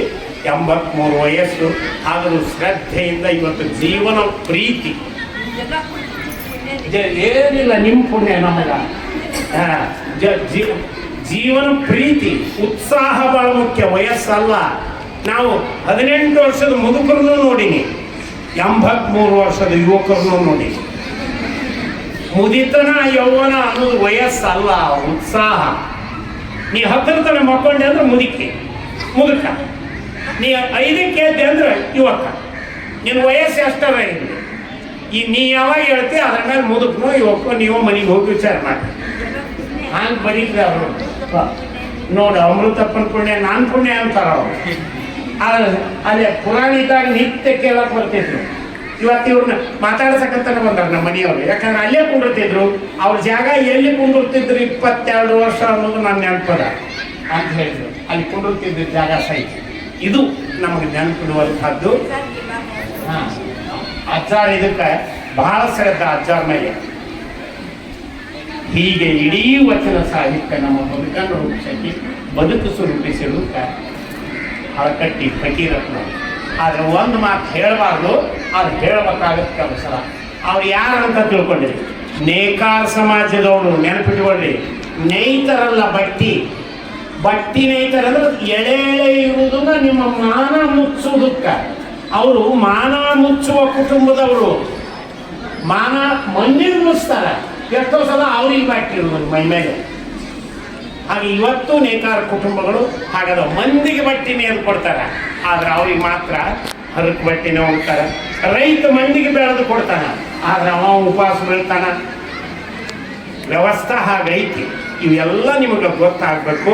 ಇವತ್ತು ಅಂಥ ಕುಟುಂಬದಿಂದ ಬಂದಂಥ ಆತ ಇವತ್ತು 2 ಸಂಗತಿಗಳನ್ನು ನಾನು ಹೇಳಬೇಕು. ಒಂದು, ಅವರಿಗೆ ಸಂಬಂಧಿಕರಿರುವುದರಿಂದ. 2ನೇದ್ದು, ಈಗ ಹೂಗಾರ RS ಹೂಗಾರ ಅವರು ಏನು ತಮ್ಮ ತಾಯಿ ಹೆಸರಲ್ಲಿ ಸಂಸ್ಥಾಕ ಪಠಡಿಗಳನ್ನು ಕಟ್ಟಿಕೊಟ್ಟು ಅವ್ರ ತಾಯಿ ಇಟ್ಟಿವಿ, ಅವ್ರ ಸಂಬಂಧಿಕರು ಹೌದು. ಇವತ್ತು ಬೆಳಿಗ್ಗೆ ನನಗೆ ಗೊತ್ತಾಗುತ್ತಿಲ್ಲ. ಇವತ್ತು ಬೆಳಿಗ್ಗೆ ಕೊನೆ ತಾಸು ಕುಂತೀನಿ ಅವ್ರ ಮನೆಯಾಗ ನಾನು 6 ಗಂಟೆಗೆ. ಅವಾಗ ಮಾತಾಡಿದಾಗ ಗೊತ್ತಾಯ್ತು. 45 ನಿಮಿಷ ಮಾತಾಡಿದೆ. ಅವ್ರು ಬರ್ತಿದ್ರಿ, ನಾನು ಮಾತಾಡ್ಸಕ್ಕೆ ಬರ್ತಿದ್ರು. ಅಂದ್ರೆ 2 ಸಂಬಂಧಗಳು. ಒಂದು ಫಕೀರಪ್ಪನವ್ರದ್ದು, ಇನ್ನೊಂದು RS ಹೂಗಾರದವ್ರದ್ದು. 3ನೇದು ನಮ್ಮ ತೋಂಟದಾರೆ ವಿದ್ಯಾರ್ಥಿ. ವಚನ ಸಾಹಿತ್ಯ ಇಡೀ ಸಂಪುಟಗಳನ್ನು ಪ್ರಿಂಟ್ ತಂದದ್ದು ತೋಂಟದಾರೆ. ಮೊಟ್ಟ ಮೊದಲು ತಂದದ್ದು ಶಿವಾನುಭವ ಪತ್ರಿಕೆ. 2ನೇದು ಕರ್ನಾಟಕ ವಿಶ್ವವಿದ್ಯಾಲಯ. 3ನೇದು ಗೌರ್ಮೆಂಟ್ ಆಫ್ ಕರ್ನಾಟಕ. 4ನೇದು ತೋಂಟದಾರೆ ಮಠ. ಅದು MM ಕಲಬುರಗಿ ಅಧ್ಯಯನ ಸಂಸ್ಥೆ ಅಂತ ಇದ್ದಾರೆ. ಅದರ ಮೂಲಕ ಇವು 4 ಘಟ್ಟಗಳು. ಶಿವಾನುಭವ ಪತ್ರಿಕೆ, ಕರ್ನಾಟಕ ವಿಶ್ವವಿದ್ಯಾಲಯದ ಕನ್ನಡ ಅಧ್ಯಯನ ಪೀಠ, 3ನೇದು ಕರ್ನಾಟಕ ಸರ್ಕಾರ, 4ನೇದು ತೋಂಟದಾರೆ ವಿದ್ಯಾರ್ಥಿ.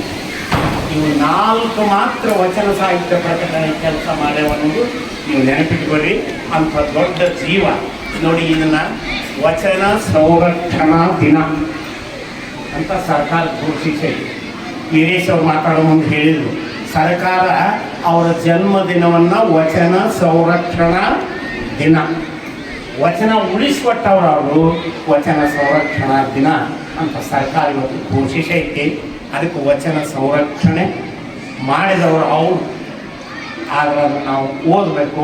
ಇವತ್ತು ನೀವು ನೋಡಲಿ ಅಂತಿರ್ತೀವಿ, ನಾಳೆ ಒಂದು ದಿನ ಈಗಲ್ಲ ಅಂದ್ರೂ ಮುಂದೆ ಗೊತ್ತಾಗುತ್ತೆ ಯಾವಾಗ ಓದ್ತಾರೆ.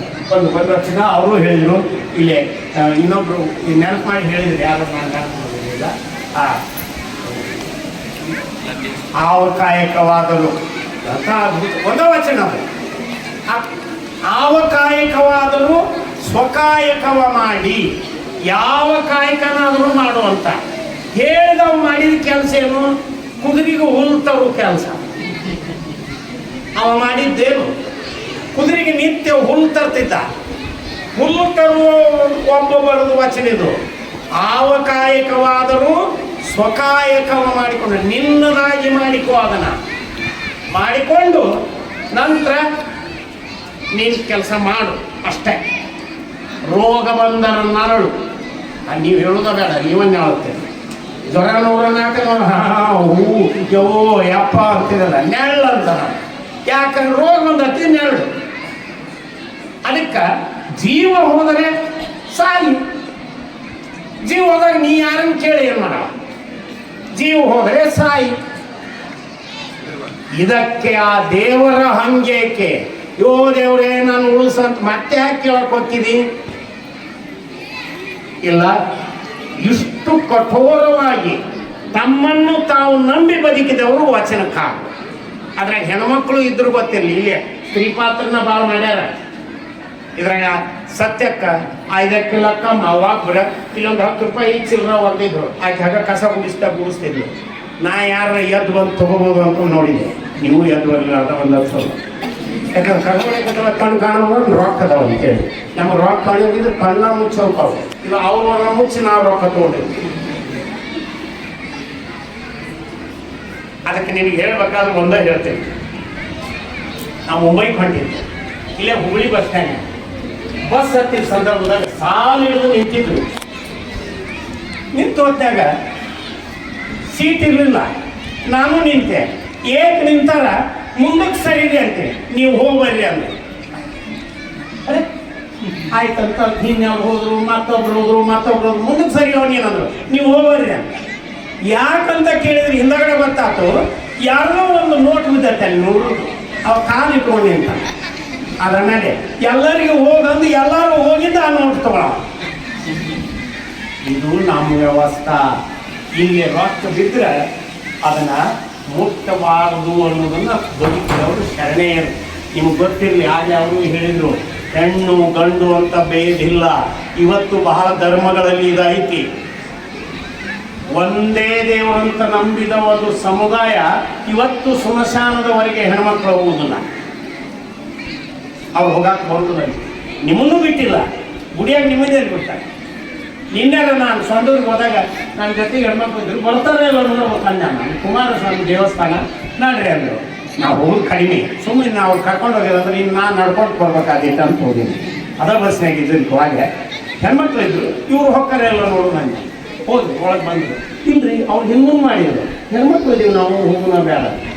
ಮತ್ತು ಹೆಣ್ಮಕ್ಳು ಇಲ್ಲಂದ್ರೆ ಗಂಡ್ಮಕ್ಳು ಎಲ್ಲಿದ್ದ ಬಂದು ಮಾರ್ಕೆಟ್ನೇ ಸಿಗ್ತಾವನು ಗಂಡ್ಮಕ್ಳು.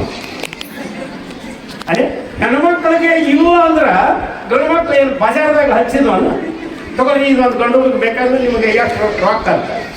ಹೆಣ್ಮಕ್ಳ ಮೂಲಕನ ಎಲ್ಲ ಗಂಡ್ಮಕ್ಳು ಬಂದದ್ದು. ಆದರೂ ಹೆಣ್ಮಕ್ಳಿಗೆ ಏನಿಲ್ಲ, ನೀವು ಒಟ್ಟು ಕಡಿಮೆ ಅಂತ. ಗಂಡು ಹೆಣ್ಣು, ಶ್ರೀಮಂತ ಬಡವ, ಜಾತಿ ಭೇದ, ಮೌಢ್ಯಗಳು ಅವೇನಿಲ್ಲ. ಇಲ್ಲ ಬೆಕ್ಕಟ್ಟು ಬಂದ್ರೆ ಈಗೂ ನೀವು ಬಿಟ್ಟಿರಿ. ಮತ್ತೆ ಬೆಕ್ಕಟ್ಟು ಬಂದು ಹೋಗಬಾರ್ದು ಅಂತ. ಯಾಕೆ ಹೋಗ್ಬಾರ್ದು ಅಂದ್ರೆ ಬೆಕ್ಕಟ್ಟು ಬಂದೈತೆ. ಆ ಬೆಕ್ಕಂತತಿ ಇವ ಅಡ್ಡ ಬಂದ, ಅದಕ್ಕೆ ನನಗೆ ಇವತ್ತು ಹಾಲು ಸಿಗಬಾರ್ದು ಅಂತ. ನೀನು ಬೇಕಿಗೆ ಅಂತಿದ್ದೀನಿ, ನಮ್ಗೆ ಕೆಲಸ ಆಗೋದಿಲ್ಲ ಅಂತ. ಅದ್ರ ಬೆಕ್ಕಂತತಿ ಇವ ಅಡ್ಡ ಬಂದಾನ, ನಮ್ಗೆ ಇವತ್ತು ಹಾಲು ಸಿಗಲಿಲ್ಲ, ಹಾಲು ಕುಡಿಯಕ್ಕೆ ಹೋಗ್ತೈತಿ ನಾನು ಅಂತ. ಅದು ಅಂತ ಅವೆಲ್ಲ ತೆಗಿಬೇಕು. ಇವನ್ ತೆಗಿಯಕ್ಕೆ ಪ್ರಯತ್ನ ಮಾಡಿದವರು ಶರಣರು. ಅದಕ್ಕೆ ಕಾರಣ ಅಂದ್ರೆ ನೋಡಿ, ಬಡತನವನ್ನು ಅನುಭವಿಸಿ ಹಾಸಿ ಹೊಚ್ಕೊಂಡು ಅವ್ರಿಗೆ ಗೌರವ ಡಾಕ್ಟರೇಟ್ ಕೊಡುವಾಗ ಹರಿದಂಗಿ ಒಳಗ ಅಂತ ಕೋಟ್ ಹಾಕೊಂಡ್ಬಂದಿದ್ದು ಹುಡುಗರು. ಆದ್ರೆ ಅವ್ರಿಗೆ ಚಲೋ ಹಂಗಿರ್ಬೇಕು, ಹೊರಗೆ ಆ ಮಾತು ಬೇರೆ. ಅದು ಬೇಸ ಹಾಕ್ಯಾರ. ಅವ್ರಿಗೆ ಸ್ವತಃ ಹರಿದಂಗಿ ಊಟಕ್ಕಂತ ತೆಗೀರಂತಾರೆ. ವಾಯ್ಸ್ ಅಂತಾರೆ, ತೆಗಿಲಿಲ್ಲ. ಕರೆದು ಹೇಳ್ತಾರೆ ಕಿವಿಯಾಗ, ಇಲ್ಲ ಬಾಯಿಲ್ಲ ಹೇಳ್ತಾರೆ. ಅದಕ್ಕೆ ಅವ್ರಿಗೆ ಹೇಳ್ತಾರೆ ಒಳಗೆ ಹಿಂಗೆ ವಚನ ಸಾಹಿತ್ಯ ಉಳಿಸ್ಕೊಟ್ಟಂಥ ಮನುಷ್ಯ ಒಂದು ಅರಿವು ತೊಟ್ಟು ಬಂತು. ಈಗೂ ಬಂಕಿಮ್ ಚಂದ್ರ ಚಟರ್ಜಿ ಒಂದು ಮಾತು ಹೇಳ್ತಾನ, ಮೈ ಮೇಲೆ ಹರಕು ಬಟ್ಟೆ ಇದ್ದರೂ ಚಿಂತೆ ಇಲ್ಲ, ಆದರೆ ಕೈಯಲ್ಲಿ ಸದಾ ಒಂದು ಪುಸ್ತಕ ಇರಲಿ. ನಿನ್ನ ಹರಕು ಬಟ್ಟೆ ಅಲ್ಲ ನಿನ್ನ ನಿರ್ಮಾಣ ಮಾಡೋದು ಯಾವುದು? ಪುಸ್ತಕ ಮಾತ್ರ. ಮೈ ಮೇಲೆ ಹರಕು ಬಟ್ಟೆ ಇದ್ದರೂ ಚಿಂತಿಲ್ಲ, ಆದರೆ ಕೈಯಾಗಿ ಏನಿರ್ಬೇಕು? ಪುಸ್ತಕ. ಅದಕ್ಕೆ ನೀವೆಲ್ಲರೂ ಶಾಲೆ ಯಾಕಾಗಿದೆ ಅಂದರೆ ಪುಸ್ತಕ ಹಿಡ್ಕೊಂಡಲ್ಲ, ಹೊತ್ಕೊಂಡು ಬರ್ತೀವಿ. ಅಷ್ಟು ಮುಖ ಹೊತ್ಕೊಂಡು ಬರ್ತೇವೆ, ನೀವು ಹಿಡ್ಕೊಂಡಲ್ಲ. ಆದರೆ ಇಷ್ಟ ಸುರತ್ನಾಗ ಓದ್ಬೇಕು. ಅದಕ್ಕೆ ಪ್ರಿಯ ವಿದ್ಯಾರ್ಥಿಗಳೇ, ನೀವು ವಚನಗಳನ್ನು ಕಲಿಯಿರಿ, ಪಂಪನನ್ನು ನೆನಪಿಟ್ಕೊಳ್ಳಿ.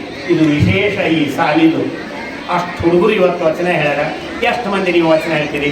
ನಾ ಬೆಳಿಗ್ಗೆ ಕಾಲೇಜ್ ಹುಡುಗ ಹೇಳ್ತೀನಿ, ಪೇಪರ್ ಓದ್ಬಾ ಅಂದ್ರೆ ಅವ್ರು ಓದಲಿ ಇವ್ರು ಓದಲಿ, ನಾ ಯಾಕೆ ಓದ್ಲೇನು ಅಂದ್ರೆ ಓದಕ್ಕಾರ ಬರ್ತಿಲ್ಲ, ನಾ ಓದ್ಲೇನು ಅಂತೀನಿ. ಹೌದು, ಓದಬೇಕಾಗತ್ತ. ಅದೇನು ಇದಲ್ಲ, ನಾಚ್ಕೊಳ್ಳುವಂಥ ವಿಷಯ ಅಲ್ಲ. ಯಾವುದು ಬರುವುದಿಲ್ಲ ಅದನ್ನು ರೂಢಿ ಮಾಡಿಕೋಬೇಕು ಕಷ್ಟ. ಓದಬೇಕು. ಅದಕ್ಕೆ ನೀವು ವಚನಗಳನ್ನು ಓದ್ರಿ. ಫಕೀರಪ್ಪನಂಥವ್ರ ಬಗ್ಗೆ ಇವತ್ತು ಶರಣರು ಶರಣರು ಏನು ವೇಷ ನೋಡಿದ್ವಿ, ಅವರಷ್ಟು ಬೆಳಕಿಗೆ ಬಂದದ್ದು ಫಕೀರಪ್ಪ. ಹಾಗಾಗಿ ಇವತ್ತು ಅವರ ಜನ್ಮದಿನವನ್ನು ವಿಶೇಷವಾಗಿ ಈ ವರ್ಷ ನಾವು ಇದನ್ನು ಆಚರಿಸಿದ್ವಿ. ನಾನು ಟೀಚರ್ ಬಂದರು, ಅಲ್ಲಿ ಮೇಡಮ್ ಅವ್ರು ಬಂದರು. ಇವತ್ತು ಇವ್ರಿಗೆ ಪಿರಿಯಡ್ ತೊಗೊಳ್ಳೋಣ. ನಾನು ಪಿರಿಯಡ್ಗಿಂತ ಮುಖ್ಯ ಐತ್ರಿ, ನಾವು ಸಿಲೆಬಸ್ ಹಂಗಾರ ಮುಗಿಸ್ಬೋದು. ಆದರೆ ಒಳ್ಳೆಯದನ್ನು ಹುಡುಗರ ತಲೆಗೆ ಹಾಕೋದು ತುಂಬ ಕಷ್ಟ ಇದೆ. ಯಾಕಂದರೆ ಅದಕ್ಕೆ ನಾ ಹಗಲೆಲ್ಲ ಒಂದು ಉದಾಹರಣೆ ಹೇಳ್ತಿರ್ತೀನಿ. ಈಗ ನೀವು ನೀರು ನಿಮ್ಮ ಮನೆಗೆ ಬರಲಿಲ್ಲ ಅಂತೇಳಿ ಕಲ್ಲು ತೊಗೊಂಡು ಜನಿಸ್ತಿರ್ತೇವೆ ನಾಳ, ಅವನು ನೀರ ಬರೋದು ತೊಗೊಳ್ಳಿ ಕಲ್ಲ ಅಂತ. ಆಮೇಲೆ ಒಬ್ಬ ಬರ್ತಾನ, ಏನು ಮಾಡಕತ್ತೀರಿ ಅಂತ. ನೀರು ಬರೋಲ್ಲ ಅಂತ. ನೀರು ಬರೋಲ್ಲ ಅಂದ್ರೆ ಮ್ಯಾಲೆ ಟ್ಯಾಂಕ್ನಾಗ ಅದ ಒಂದು ನೋಡಿರಿ ಅಣ್ಣ ಅಂದ. ಕಡಿಯಾಗ ಹತ್ತಿ ನೋಡಿ ಬರ್ತೇನೆ.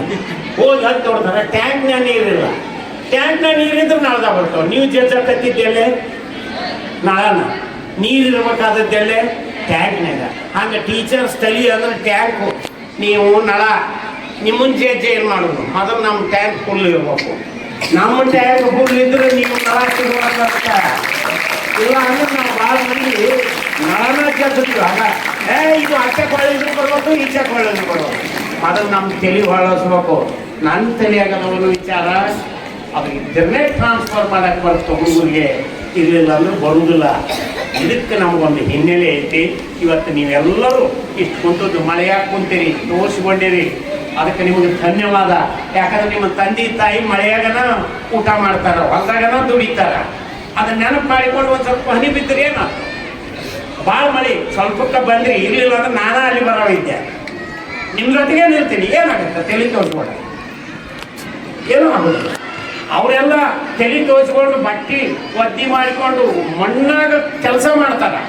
ಅದು ನಮಗೆ ನೆನಪಿರೋದಿಲ್ಲ. ನಾವು ಭಾಳ ಸೂಕ್ಷ್ಮ ಅಂತ ತಿಳ್ಕೊಬೇಡ್ರಿ. ಇಲ್ಲಾಂದ್ರೆ ಐಶ್ವರ್ಯದಾಗ ಇಡ್ಬೇಕಾದಿತ್ತು. ನಾನು ನಿಮ್ಮನ್ನು ಭಾರಿ ಸೂಕ್ಷ್ಮ ಅದ್ರ ಐಶ್ವರ್ಯದಾಗ ಇಟ್ಬಿಡ್ರಿ ಅಂತ. ಹಂಗಲ್ಲ.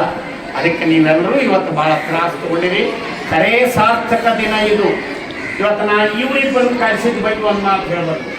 ಚಾರುಮವರು ವಚನ ಸಾಹಿತ್ಯನ ತುಂಬ ಪ್ರೀತಿ ಮಾಡಿ, ನಾ ಎಲ್ಲರಿಗೂ ಈ ಮಾತು ಹೇಳೋದಿಲ್ಲ. ಅಣ್ಣಿಗೆರೆಗ ವಚನ ಸಾಹಿತ್ಯವನ್ನು ತುಂಬ ಪ್ರೀತಿ ಮಾಡೋರು ನನಗೆ ನಚ್ಚಿಕೊಂಡ ಅವರೊಬ್ಬರ. ಬೇಕಾದ್ರೆ ಎಲ್ಲಿ ಹೇಳಂದ್ರೆ ನಾ MLA ಬಂದರೆ ಹೇಳ್ತೀನಿ, MP ಇದ್ರು ಇದನ್ನ ಮಾತು ಹೇಳ್ತೀನಿ, ಮಿನಿಸ್ಟರ್ ಇದ್ರು ಇದನ್ನ ಹೇಳೋಣ. ಒಂದು ಹಚ್ಕೊಂಡವ್ರು ಹೇಗಿರ್ತಾರೆ ಅನ್ನೋದು ಒಂದು ಮಾದರಿ ಅಷ್ಟೇ. ವಚನಗಳನ್ನು ಕಲಿಸೋದು ಬೇರೆ, ವಚನಗಳನ್ನು ಪ್ರೀತಿಸೋದು ಬೇರೆ, ವಚನಗಳನ್ನು ಬದುಕೋದು ಬೇರೆ. ಈಗ ನಾವು ಕಳಬೇಡ ಕೊಲಬೇಡ ನಾವು ನೋಡಿ ಎಲ್ಲ ಭಾವಪೂರ್ಣ ಹೇಳೋದು. ಭಾವ ಇಲ್ಲ, ಅದು ಏನೂ ಉಳಿದ ಅಂತ ಬದುಕ್ಬಿಟ್ಟಿವಿ ನಾವು. ಕಳಬೇಡ ಅನ್ಕೊಂತ ಕಳು ಮಾಡಿದ್ವಿ, ಕೊಲಬೇಡ ಅನ್ಕೊಂತ ದಿನ ಎಲ್ಲಿ ಹೆಣ ನೋಡ್ತಾವ. ಖುಷಿಯ ನುಡಿಯಲು ಏನಂದ್ರೆ ಕರೆ ಅಂದ್ರೆ ಹಾಗಂದ್ರೆ ಏನ್ರಿ ಅಂತ ಕೇಳ್ತೀವಿ. ಅಂದ್ರೆ ಕರೆಗೂ ನಮಗೂ ಭೇಟಿನೇ ಇಲ್ಲ. ಸುಳ್ಳೇ ನಮ್ಮ ಮನೆ ದೇವರು ಅಂತಿರೋದು. ಹಂಗ ವಚನ ಹೇಳುವುದಲ್ಲ, ಅದು ಬದುಕೋದು ಭಾಳ ಮುಖ್ಯ. ಬದುಕಿದವರಿಗೆ ಗೊತ್ತಾಗುತ್ತೆ ಎಂಥ ಶಕ್ತಿ ಬರ್ತೈತಿ ಅನ್ನೋದು. ಅದಕ್ಕೆ ಅವರಿಗೆ ಅಭಿನಂದನೆ ನನ್ನ ವಿದ್ಯಾರ್ಥಿನೇ ಕರೆ. ಎಲ್ಲ ವಿದ್ಯಾರ್ಥಿಗಳು ನನ್ನ ವಿಚಾರಗಳನ್ನು ಒಪ್ಕೊಂಡು ಬದುಕ್ಬೇಕಲ್ಲ. ಈಗ ನಾನು ವಚನ ಸಾಹಿತ್ಯ ಒಪ್ಕೊಂಡೇ ಬದುಕಿರೋ. ಬೇಕಿದ್ರೆ ನಮ್ಮ ಮನೆಗೆ ಬರ್ರಿ ಎಲ್ಲರೂ. ಇಲ್ಲೇ ನಮ್ಮ ಮನೆ ಅವ್ರದ್ದು ನೋಡಿ ಅವ್ರು ಕೂಡ ಹೋಗಿ ಎಷ್ಟು ದೇವರದನ್ನು ಹುಡುಕಿ ನಾನು ತಂದು ಕೊಡ್ರಿ. ಅಕಸ್ಮಾತ್ ಯಾವ ದೇವರಿದ್ರು ಒಟ್ಟು ಗಟ್ಟು ಕಟ್ಕೊಂಡು ನೀವೇ ತೊಗೊಂಡವ್ರೆ ಅವ್ರನ್ನ. ಅವು ಏನಾರು ಮಾಡಿದ್ರೆ ನಾ ಇರ್ತೀನಿ. ಒಂದೇ ಅಂದ್ರೆ ಒಂದೇ, ದೇವರನ್ನು ಒಂದೇ ಇರ್ತಾರೆ. ಇಸ್ಲಾಂ, ಕ್ರಿಶ್ಚಿಯನ್, ಬೌದ್ಧ, ಜೈನ್, ಹಿಂದೂ ಯಾರು ಬೇಕಾದ್ರೂ ಅನ್ಕೊಳ್ಳಿ, ದೇವರನ್ನು ಒಂದ. ಅದು ಹೆಂಗಂದ್ರೆ ಸೂರ್ಯ ಎಷ್ಟು, ಸೂರ್ಯನ ಬಹುವಚನ ಹೇಳ್ರಿ. ಒಬ್ಬರು ಹೇಳ್ಬೇಕು, ಯಾವ ಕ್ಲಾಸ್ನ ಇರ್ಬೇಕಾದ್ರೆ ಹೇಳಿ, ಏತಮ್ಮ ಮಾತಾಡೋದೆಲ್ಲ ಹೇಳು, ಕಡಿಯಂತಿದ್ದು ನಿಮ್ಗೆ 100 ರೂಪಾಯಿ ಕೊಡ್ತೇನೆ. ಸೂರ್ಯನ ಬಹುವಚನ ಏನು ಬೇಕಾದ್ರೆ ಹೇಳ್ರಿ, ಇಲ್ಲೇ ತೆಗೆದು ಕೊಟ್ಬಿಡ್ತೇನೆ. ಸೂರ್ಯ ಇದರ ಬಹುವಚನ ಹೇಳ್ಬೇಕು, ಬೇಕಾದ್ರೆ ಹೇಳ್ರಿ. PUC 10th 9th 8th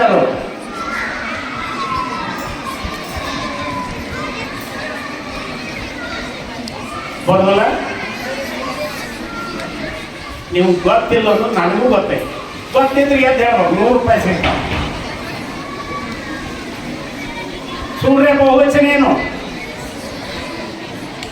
ಗಪ್ಕೊಂಡ್ರು. ಸೂರ್ಯಗ ಬಹುವಚನ ಇಲ್ಲ, ಇರುವುದು ಏಕವಚನ ಒಂದ. ಸೂರ್ಯ ಎಷ್ಟದ? ಮತ್ತೆ ಅಪ್ಪ ಎಷ್ಟು? ಅಪ್ಪಂದಿರು ಅಂತೀರಿ ನಾನು, ಕನ್ಫ್ಯೂಸ್ ಆಗತ್ತೆ. ಮತ್ತೆ ಅಪ್ಪ ಒಬ್ಬನೇ, ಅವು ಎಷ್ಟು ಮಂದಿ? ಒಬ್ಬರೇ. ಮತ್ತು ದೇವ್ರು ಎಷ್ಟು ಮಂದಿ? ಮನಿ ದೇವ್ರಿ. ಅವು ಕಾಡ್ತಾವು. ಎಲ್ಲಿಗೆ ಹೋಗಿದ್ದೀವಿ? ಮನೆ ದೇವ್ರಿಗೆ ಹೋಗಿದ್ದೀವಿ. ಯಾಕೆ ಕಾಡ್ತೈತ್ರಿ? ಇಲ್ಲ ಅಂದ್ರೆ ಯಾವಾಗ ಕಾಡುತ್ತೆ ಅದು ದೇವರಲ್ಲ, ದೇವ್ರು ಎಂದು ಕಾಡುವುದಿಲ್ಲ. ಇದು ಗೊತ್ತಿರ್ಬೇಕು ಮಕ್ಕಳಿಗೆ. ದೇವ್ರು ಕಾಡ್ತೈತಿದೆ ಅಂತ, ಕಾಡುವುದು ಯಾವುದೂ ದೇವರಲ್ಲ. ಕಾಡ್ತಿದ್ರೆ ಅದು ದೇವರೇ ಅಲ್ಲ. ಇದು ಗೊತ್ತಿದೆ ಮಾತ್ರ. ಅದಕ್ಕೆ ಈ ವಿಚಾರಗಳು ಬೇಕಾಗಿದ್ದು ವಚನ ಸಾಹಿತ್ಯಕ್ಕೆ ಹೋಗ್ಬೇಕು. ಅದಕ್ಕೆ ವಚನಗಳು ನಿಮ್ಗೆ ಪಠ್ಯದ ಬಂದಿರ್ತಾವೆ. ಅದು ಯಾವ್ದಕ್ಕಂದ್ರೆ ಪರೀಕ್ಷೆಗೆ ಒಂದು ಸ್ಯಾಂಪಲ್ ಅಂತ ಕೊಡ್ತಾರ, ಮುಂದೆ ಆ ಸಾಹಿತ್ಯ ನೀವು ಓದಲಿ ಅನ್ನೋದು ಅದನ್ನು ಕೊಡಬೇಕು. ಆ ಕಾರಣಕ್ಕೆ ಇವತ್ತು ನಮ್ಮೆಲ್ಲರಿಗೂ ಸಂತೋಷ ಆಗುತ್ತೆ. ಅದು 80 ನೀವು ಇಷ್ಟು ಸಮಾಧಾನ ಇಟ್ಕೊಳ್ತೀರಿ. ಅಷ್ಟು ಏಜ್ನೂ ಬ್ಯಾಗ್ ಏನಾದ್ರು ನೀರು ಕುಡ್ತೀನಿ ಅದು ಒಳ್ಳೆ ಇಲ್ಲ, ಕಾದಾರ ನೀರು ಒಳ್ಳೆ 90 ಇಷ್ಟು ಗಟ್ಟಿಯಾಗಿ ಕೊಡ್ತಾರೆ ನಿಮ್ಮ ಎದುರಿನ. ಇನ್ನೂ ಕಲ್ಕೋಬೇಕು ನಾವು ಸಂಯಮ. ಅದಕ್ಕೆ ಅವ್ರನ್ನ ನೋಡಿದ್ರೆ ನಿಮ್ಗೊಂದು ಪಾಠ್ಯ ಅಂತ ಮತ್ತೊಂದು ಹೇಳಿ, ನೀವು ಕಾಲೇಜಿನವರು ಹೋಗುವಾಗ ನೋಡಿದ್ರಿ ಎಲ್ಲ ತೊಗೊಂಡು ಹೋದಿರಿ. ಇಲ್ಲ ತೊಗೊಂಡು ಹೋಗ್ಬೇಕಾದ್ರೆ ಅಲ್ಲೊಂದು ಬುಕ್ಕ ಹೇಳ್ತೀನಿ, ಹೆಸರು ಹಾಕಿ ತೊಗೊಂಡು ಹೋಗು, ಓದ್ ತಂದ್ಕೊಡು, ಏನಿಲ್ಲ ಬೇಕಂದ್ರೆ. ಅದನ್ನು ನೋಡ್ರಿ ಅಟ್ಲೀಸ್ಟ್ ಸಂಪುಟಗಳೇನು ವಚನ ಎಷ್ಟದ, ಇಡೀ ವಚನ ಸಾಹಿತ್ಯನೇ ಈ ಟೇಬಲ್ ಮೇಲೆ ಇತ್ತು. ಬಗ್ಗಿರೋ ಪ್ರತಿಯೊಂದು ಬಗ್ಗೆ ಸಂಪುಟಗಳು ಟೇಬಲ್ ಮೇಲೆ ಹೋಗಾಗಿ ಎಲ್ಲರೂ ನೀವು ನೋಡೋದ್ರಿ. ಪ್ರೈಮರಿ ಮತ್ತು ಹೈಸ್ಕೂಲ್ನವ್ರು ನೀವು ಊಟ ಮಾಡಿರಿ, ಊಟ ಮಾಡಿದ ಮೇಲೆ ನೀವು ನೋಡಿ, ನೀವು ಹೋಗುವಾಗ ನೋಡಿ ಹೋಗ್ರಿ. ಇವತ್ತು ವಿಶೇಷವಾಗಿ ಈ ಕಾರ್ಯಕ್ರಮದಲ್ಲಿ ನಮ್ಮ ಟೀಚರ್ಸು ಇಬ್ಬರು HM ಮತ್ತು ಟೀಚರ್ಸು ಹುಡುಗರಿಗೆ ತುಂಬ ಭಾಳ, ಯಾಕಂದ್ರೆ ಆ ಹುಡುಗರು ನನಗೂ ಒಂದು ಸಿಟ್ಟು ಎಷ್ಟು ಮಾಡ್ಯಾರಲ್ಲ ನನ್ನ ಸಿಟ್ಟು ಭಾಳ. ಯಾಕಂದ್ರೆ ಸಿಟ್ಟು ನಿಮಗಲ್ಲ, ಇಲ್ಲೇ ನಮ್ಮ ಮನೆಯವರು ಅಲ್ಲ, ಅವ್ರನ್ನ ಕೇಳಿ ನಾನು ಏನು ಕರೆಕ್ಟ್ ಆಗ್ಬೇಕದು ಆಗಲಿಲ್ಲ ಅಂದ್ರೆ ಸಿಟ್ಟ. ಆ ಟೈಮಿಗೆ ಆಗ್ಬೇಕದು. ಅದಕ್ಕೆ ಅದು ಗುಣ ಇರ್ತೈತಲ್ಲ, ಆ ಸಿಟ್ಟು ಭಾಳ ತಿರುವುದಿಲ್ಲ. ಯಾವತ್ತು ತಿರುತ್ತೋ ಅದು ಕಷ್ಟ. ಈಗ ಆ ಟೈಮಿಗೆ ಅದು ಆಗಲಿಲ್ಲ ಅಂದ್ರೆ ನನಗದು ಸಿಟ್ಟಿರುತ್ತೆ. ಅದು ಕಾಯಂ ಏನಲ್ಲ, ಆ ಕೆಲಸಕ್ಕೆ ಕಷ್ಟ. ಮತ್ತು ಯಾವುದೇ ಹುಡುಗ ಇಲ್ಲೇ ಜೈನರ್ ಅದ ನನ್ನ ಜೈನರ ಎಲ್ಲಿದ್ದಾನೆ? ಜೈನರ್ ಎಲ್ಲಿದ್ದಾನೆ? ಪ್ರೀತಮ್ ಅಲ್ಲಿದ ನೋಡಿ. ಅವ್ರು general secretary, assistant general secretary ಅಂತ ಅವ್ರು ಹೈಸ್ಕೂಲ್ನಾಗ. ಅವನು ಮಾಡಿದ ತಪ್ಪಿಗೆ ಅವನನ್ನು ತೆಗೆದಿದ್ದೆ 9th. ಈಗೂ ಅವನ ನಂಬರ್ ಬಂದಾನ, 2nd ರ್ಯಾಂಕ್ 9th. ಅವನ ಆಗ್ಬೇಕು, ಮಾಡೋದನ್ನ ಬ್ಯಾಡ್ರಿ ಅಂದ, ಮಾಡ್ರಿ ಅಂದ. ಅವಾಗ ತಪ್ಪು ಮಾಡಿದ್ದ ತೆಗ್ದೀನಿ, ಈಗ ಸರಿ ಇದ್ರೆ ಇರ್ತಾನೆ. ಅವನ ಅಸಿಸ್ಟೆಂಟ ಮಾಡಿರಿ, ಜಾಯಿಂಟ್ ಸೆಕ್ರೆಟರಿ ಅಂತಾನೆ ಮಾಡಿರಿ. ಅಂದ್ರೆ ಒಬ್ಬರನ್ನ ಆಗಿದ್ದಾಗ ಅಷ್ಟ ಅದು, ನಂತರ ಅವ್ರು ತಿದ್ಕೊಳ್ಳಿ ಅನ್ನೋದು ಕೇಳ್ತಾನೆ. ಅದಕ್ಕೆ ಅವ್ನ ಹೆಸರಿಗೆ ಒಂದು ಸತಿ ಮಾಡಿ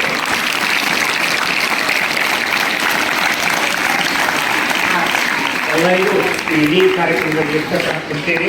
ನಿಮ್ಗೆ ಹೊಟ್ಟೆ ಹಸ್ತಕ್ಕೆ ಗೊತ್ತೈತಿ. ಮತ್ತು ನನಗೂ ನಿಮ್ಗಿಂತ ಹೆಚ್ಚು ಹೊಟ್ಟೆ ಹಸ್ತ. ಹೊಟ್ಟೆ ಇರೋದು ಅದು ಹಸೆ, ಮತ್ತು ಇನ್ನೊಂದು ಹಸ್ ಮೇಲೆ ಉಳ್ಬೇಕು.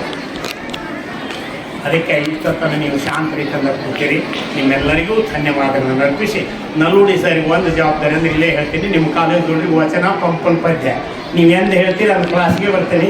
ಎಲ್ಲರೂ ಹೇಳ್ಬೇಕು, ಎಲ್ಲರೂ ಹೇಳುವಾಗ ಮಾಡೋದು ಕನ್ನಡ ಟೀಚರ್ ಕೆಲಸ. ಪಂಪುಂದು ಹೇಳ್ಬೇಕು, ಪ್ರತಿಯೊಬ್ಬರು ವಚನನೂ ಹೇಳ್ಬೇಕು. ಎಷ್ಟರ ವಚನ ಮಾಡಲಿ ಅವ್ರಿಗೆ ಪ್ರತ್ಯೇಕ ಬಹುಮಾನಗಳನ್ನು ನಾ ಕೊಡ್ತೀನಿ ಅವ್ರಿಗೆ. ಯಾಕಂದ್ರೆ ಕಾಲೇಜಿನವ್ರಂತ ನೀವು ಬಿಡಬೇಡ್ರಿ. ಆ ಕಾಲೇಜ್ ಅಂದ್ರೆ ಏನದು? ಕಾಲಿಂಗ್ ಏಜ್ ಅಲ್ಲ, it's not A age of calling ಅಂತ ತಿಳ್ಕೊಂಡಿರಿ. ನಾನು ಕಾಲೇಜ್ ಅಂದ್ರೆ ಏನು? ಉಳ್ದವ್ರಂದ್ರೆ ಅಟ್ಟ ಒಂದು ವರ್ಷ ಮುಂದಕ್ಕೆ ಹೋಗಿರಿ. ಈ 10th ಅದಲ್ಲ, ನೀವು 10, ನೀವು 11, ಮುಂದೆ ಇನ್ನೊಂದು ಅಷ್ಟ. ಅದಕ್ಕೆ ಕಾಲೇಜ್ ಅಂದ್ರೆ ಬಡ್ಡಿ ಅಂತ ತಿಳ್ಕೊಬೇಡ್ರಿ. ಸುಮ್ಮನೆ ಹಂಗ ನಮಗೆಲ್ಲ ಗೊತ್ತಿದ್ದಾಗೈತಿ ಅಂತ ತಿಳ್ಕೊಬೇಡ್ರಿ. ನೀವು ಮಾಡಬೇಕು, ಕಾಲೇಜ್ಗೂ ಕಂಪಲ್ಸರಿ ಮಾಡಬೇಕು. ಏನು ಹಿಡಿತೀರೋ ಅವರೇ ಇಡಬೇಕು. ಹೇಳ್ತು ನಿಮ್ಮ ಪಾರ್ಲಿಮೆಂಟ್ನು ಫಿಕ್ಸ್ ಮಾಡಬೇಕು ಹೇಳಿ ಜಸ್ಟ್ ನಾ ಹೇಳ್ತೀನಿ ಯಾರು ಹೇಳ್ಬೇಕಂದ್ರೆ. ಓಕೆ, ಎಲ್ಲರಿಗೂ ಧನ್ಯವಾದ. ಮತ್ತು ಪೇರೆಂಟ್ಸು ಬಂದಾರೆ. ಪೇರೆಂಟ್ಸ್ ಅವ್ರ ಹುಡುಗರು ತಯಾರು ಮಾಡ್ಕೊಂಡು ಬಂದಾರೆ. ಅವೆಲ್ಲ ಪಾತ್ರ ನೋಡಿ ಎಷ್ಟು ಇಂಟ್ರೆಸ್ಟ್ ಇರ್ತಾರೆ. ಯಾವುದೇ ವಿಷಯ ಕೊಟ್ಟರು ಅವ್ರು ಮಾಡ್ತಾರೆ. ನಿಮ್ಮ ತಂದೆ ತಾಯಿನೂ ಹಂಗೆ ಇರ್ತಾರೆ. ಪ್ರೀತಿಯಿಂದ ಅವ್ರು ಇವತ್ತು ಈ ಸಮಾರಂಭದಲ್ಲಿ ಭಾಗವಹಿಸ್ತಾರೆ. ಅವರಿಗೂ ಧನ್ಯವಾದನ. ವಿಶೇಷವಾಗಿ ನಮ್ಮ ರಬ್ಬರಿಗೆ ಅವ್ರ ಮಗ ಬಂದಾನ. ಮತ್ತು ನಮ್ಮ ಚಂದ್ರು ಕಾರ್ ತೊಗೊಂಡು ಅವ್ನು ಕರ್ಕೊಂಡು ನಮಗೆ ಕಾರ್ ಕಳಿಸ್ತೇನೆ ಅಂದಾಗೆ ಬೇಡ, ನಾನೇ ಕರ್ಕೊಂಡ್ಬರ್ತೀನಿ ಅಂತ ಇಷ್ಟೊತ್ತನ ನೋಡಿ. ಅವ್ರ ಮಗ ಇಂಜಿನಿಯರ್ ಅದನ, ಮಗಳು ಹಾರ್ಟಿಕಲ್ಚರ್ ಮಾಡ್ಯಾರ. ನಿಮ್ಗೆ ಗೊತ್ತಿರ್ಲಿವು ನೋಡು, BAMS ಇಲ್ಲೇ ಓದಕ್ಕೆ ಡಾಕ್ಟರ್ ಇಲ್ಕಲ್ಲಾಗ. ಮತ್ತೊಬ್ಬ ಇಂಜಿನಿಯರ್ ನೋಡಲ್ಲ ಆಗ ಏನು ಕೇಳ್ತಾರ. ಇಂಜಿನಿಯರು, ಡಾಕ್ಟರು, ಹಾರ್ಟಿಕಲ್ಚರು ಇಲ್ಲೇ ಓದ್ಯಾರ, ಇಲ್ಲೇ ಕುಂತಾರೆ. ಹಿಂಗ ಕುಂತ ಕೇಳ್ಯಾರ.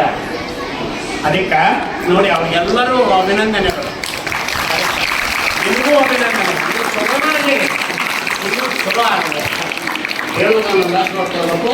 ಮುಂದಿನ ಸಲ ಹುಡುಗಿ ಇವ್ರ ಕೈಯಾಗ ಒಂದು ಇದನ್ನು ಕೊಡಬೇಕು, ಪ್ಯಾಡ್ ಕಳಿಸಿದ್ರು ಆಫೀಸ್ ಮುಂದೆ. ನೀವು 150 ಹುಡುಗಿದ್ರೆ ಕಾಲೇಜ್ 150 ಒಂದೊಂದು ಪ್ಯಾಡ್ ಕೊಡ್ತೀವಿ, ಒಂದು ಸಣ್ಣ ಪ್ಯಾಡ್ ಕೊಡ್ತೀವಿ. ಯಾವುದೇ ಫಂಕ್ಷನ್ ಇದ್ರೆ ಅದು ತೊಗೊಂಡ್ಬರ್ಬೇಕು. ನಿಮಗೆ ಬೇಕನ್ಸಿದ್ದು ನೋಟ್ ಮಾಡ್ಕೊ, ನಾವೇ ಕೊಡ್ತೀವಿ. ಪೆನ್ನು ಕೊಡೋಣ. ಮತ್ತೆ ಪೆನ್ನು ಅಂದ್ರೆ ಪರೀಕ್ಷೆದಾಗೂ ಪೆನ್ನ ತರ್ತೀವಂತ ಕೊಡಕ್ಕ. ಪೆನ್ನು ನಿಮಗೆ ಇರ್ತಾವ ಅಂತ ತಿಳ್ಕೊತೀನಿ. ಪ್ಯಾಡ್ ನಾವು ಕೊಡ್ತೀವಿ, ಕಾಲೇಜಿಂದನೇ ಪ್ಯಾಡ್ ಕೊಡ್ತೀವಿ. ಅದು ಯಾವುದೇ ಫಂಕ್ಷನ್ ಜಾಸ್ತಿ ಬಂದಾಗ ನೋಟ್ ಮಾಡ್ಕೋಬೇಕು. ಅಂದ್ರೆ ನಿಮಗೆ ಮಾತಾಡಕ್ಕೆ ಬರ್ತಾ, ಬರೆಯಕ್ಕೆ ಬರ್ತಾ, ಎಲ್ಲ ತಿಳ್ಕೊಬೇಕು. ಎಲ್ಲರಿಗೂ ಧನ್ಯವಾದ. ಕಾರ್ಯಕ್ರಮದ ಅತಿಥಿಯಾಗಿ ಆಗಮಿಸಿದ ಶ್ರೀ ವೀರೇಶ್ ಶಾನ್ಭೋಗರ್ ಹಿರಿಯರು ಪತ್ರಕರ್ತರು ಇವರಿಗೂ ಕೂಡ ವಂದನೆಗಳು. ಈ ಕಾರ್ಯಕ್ರಮದ ಇನ್ನೋರ್ವ ಅತಿಥಿಯಾಗಿ ಆಗಮಿಸಿದ ಶ್ರೀ ಕಿರಣ್ ಬುದಿಹಾಳ್ ಶರಣ ಸಾಹಿತ್ಯ ಪರಿಷತ್ತು ಅಧ್ಯಕ್ಷರು ಯುವ ಘಟಕದ ಅಣ್ಣಿಗೇರಿ ಇವರಿಗೂ ಕೂಡ ವಂದನೆಗಳು. ಎಲ್ಲರಿಗೂ ಧನ್ಯವಾದಗಳು.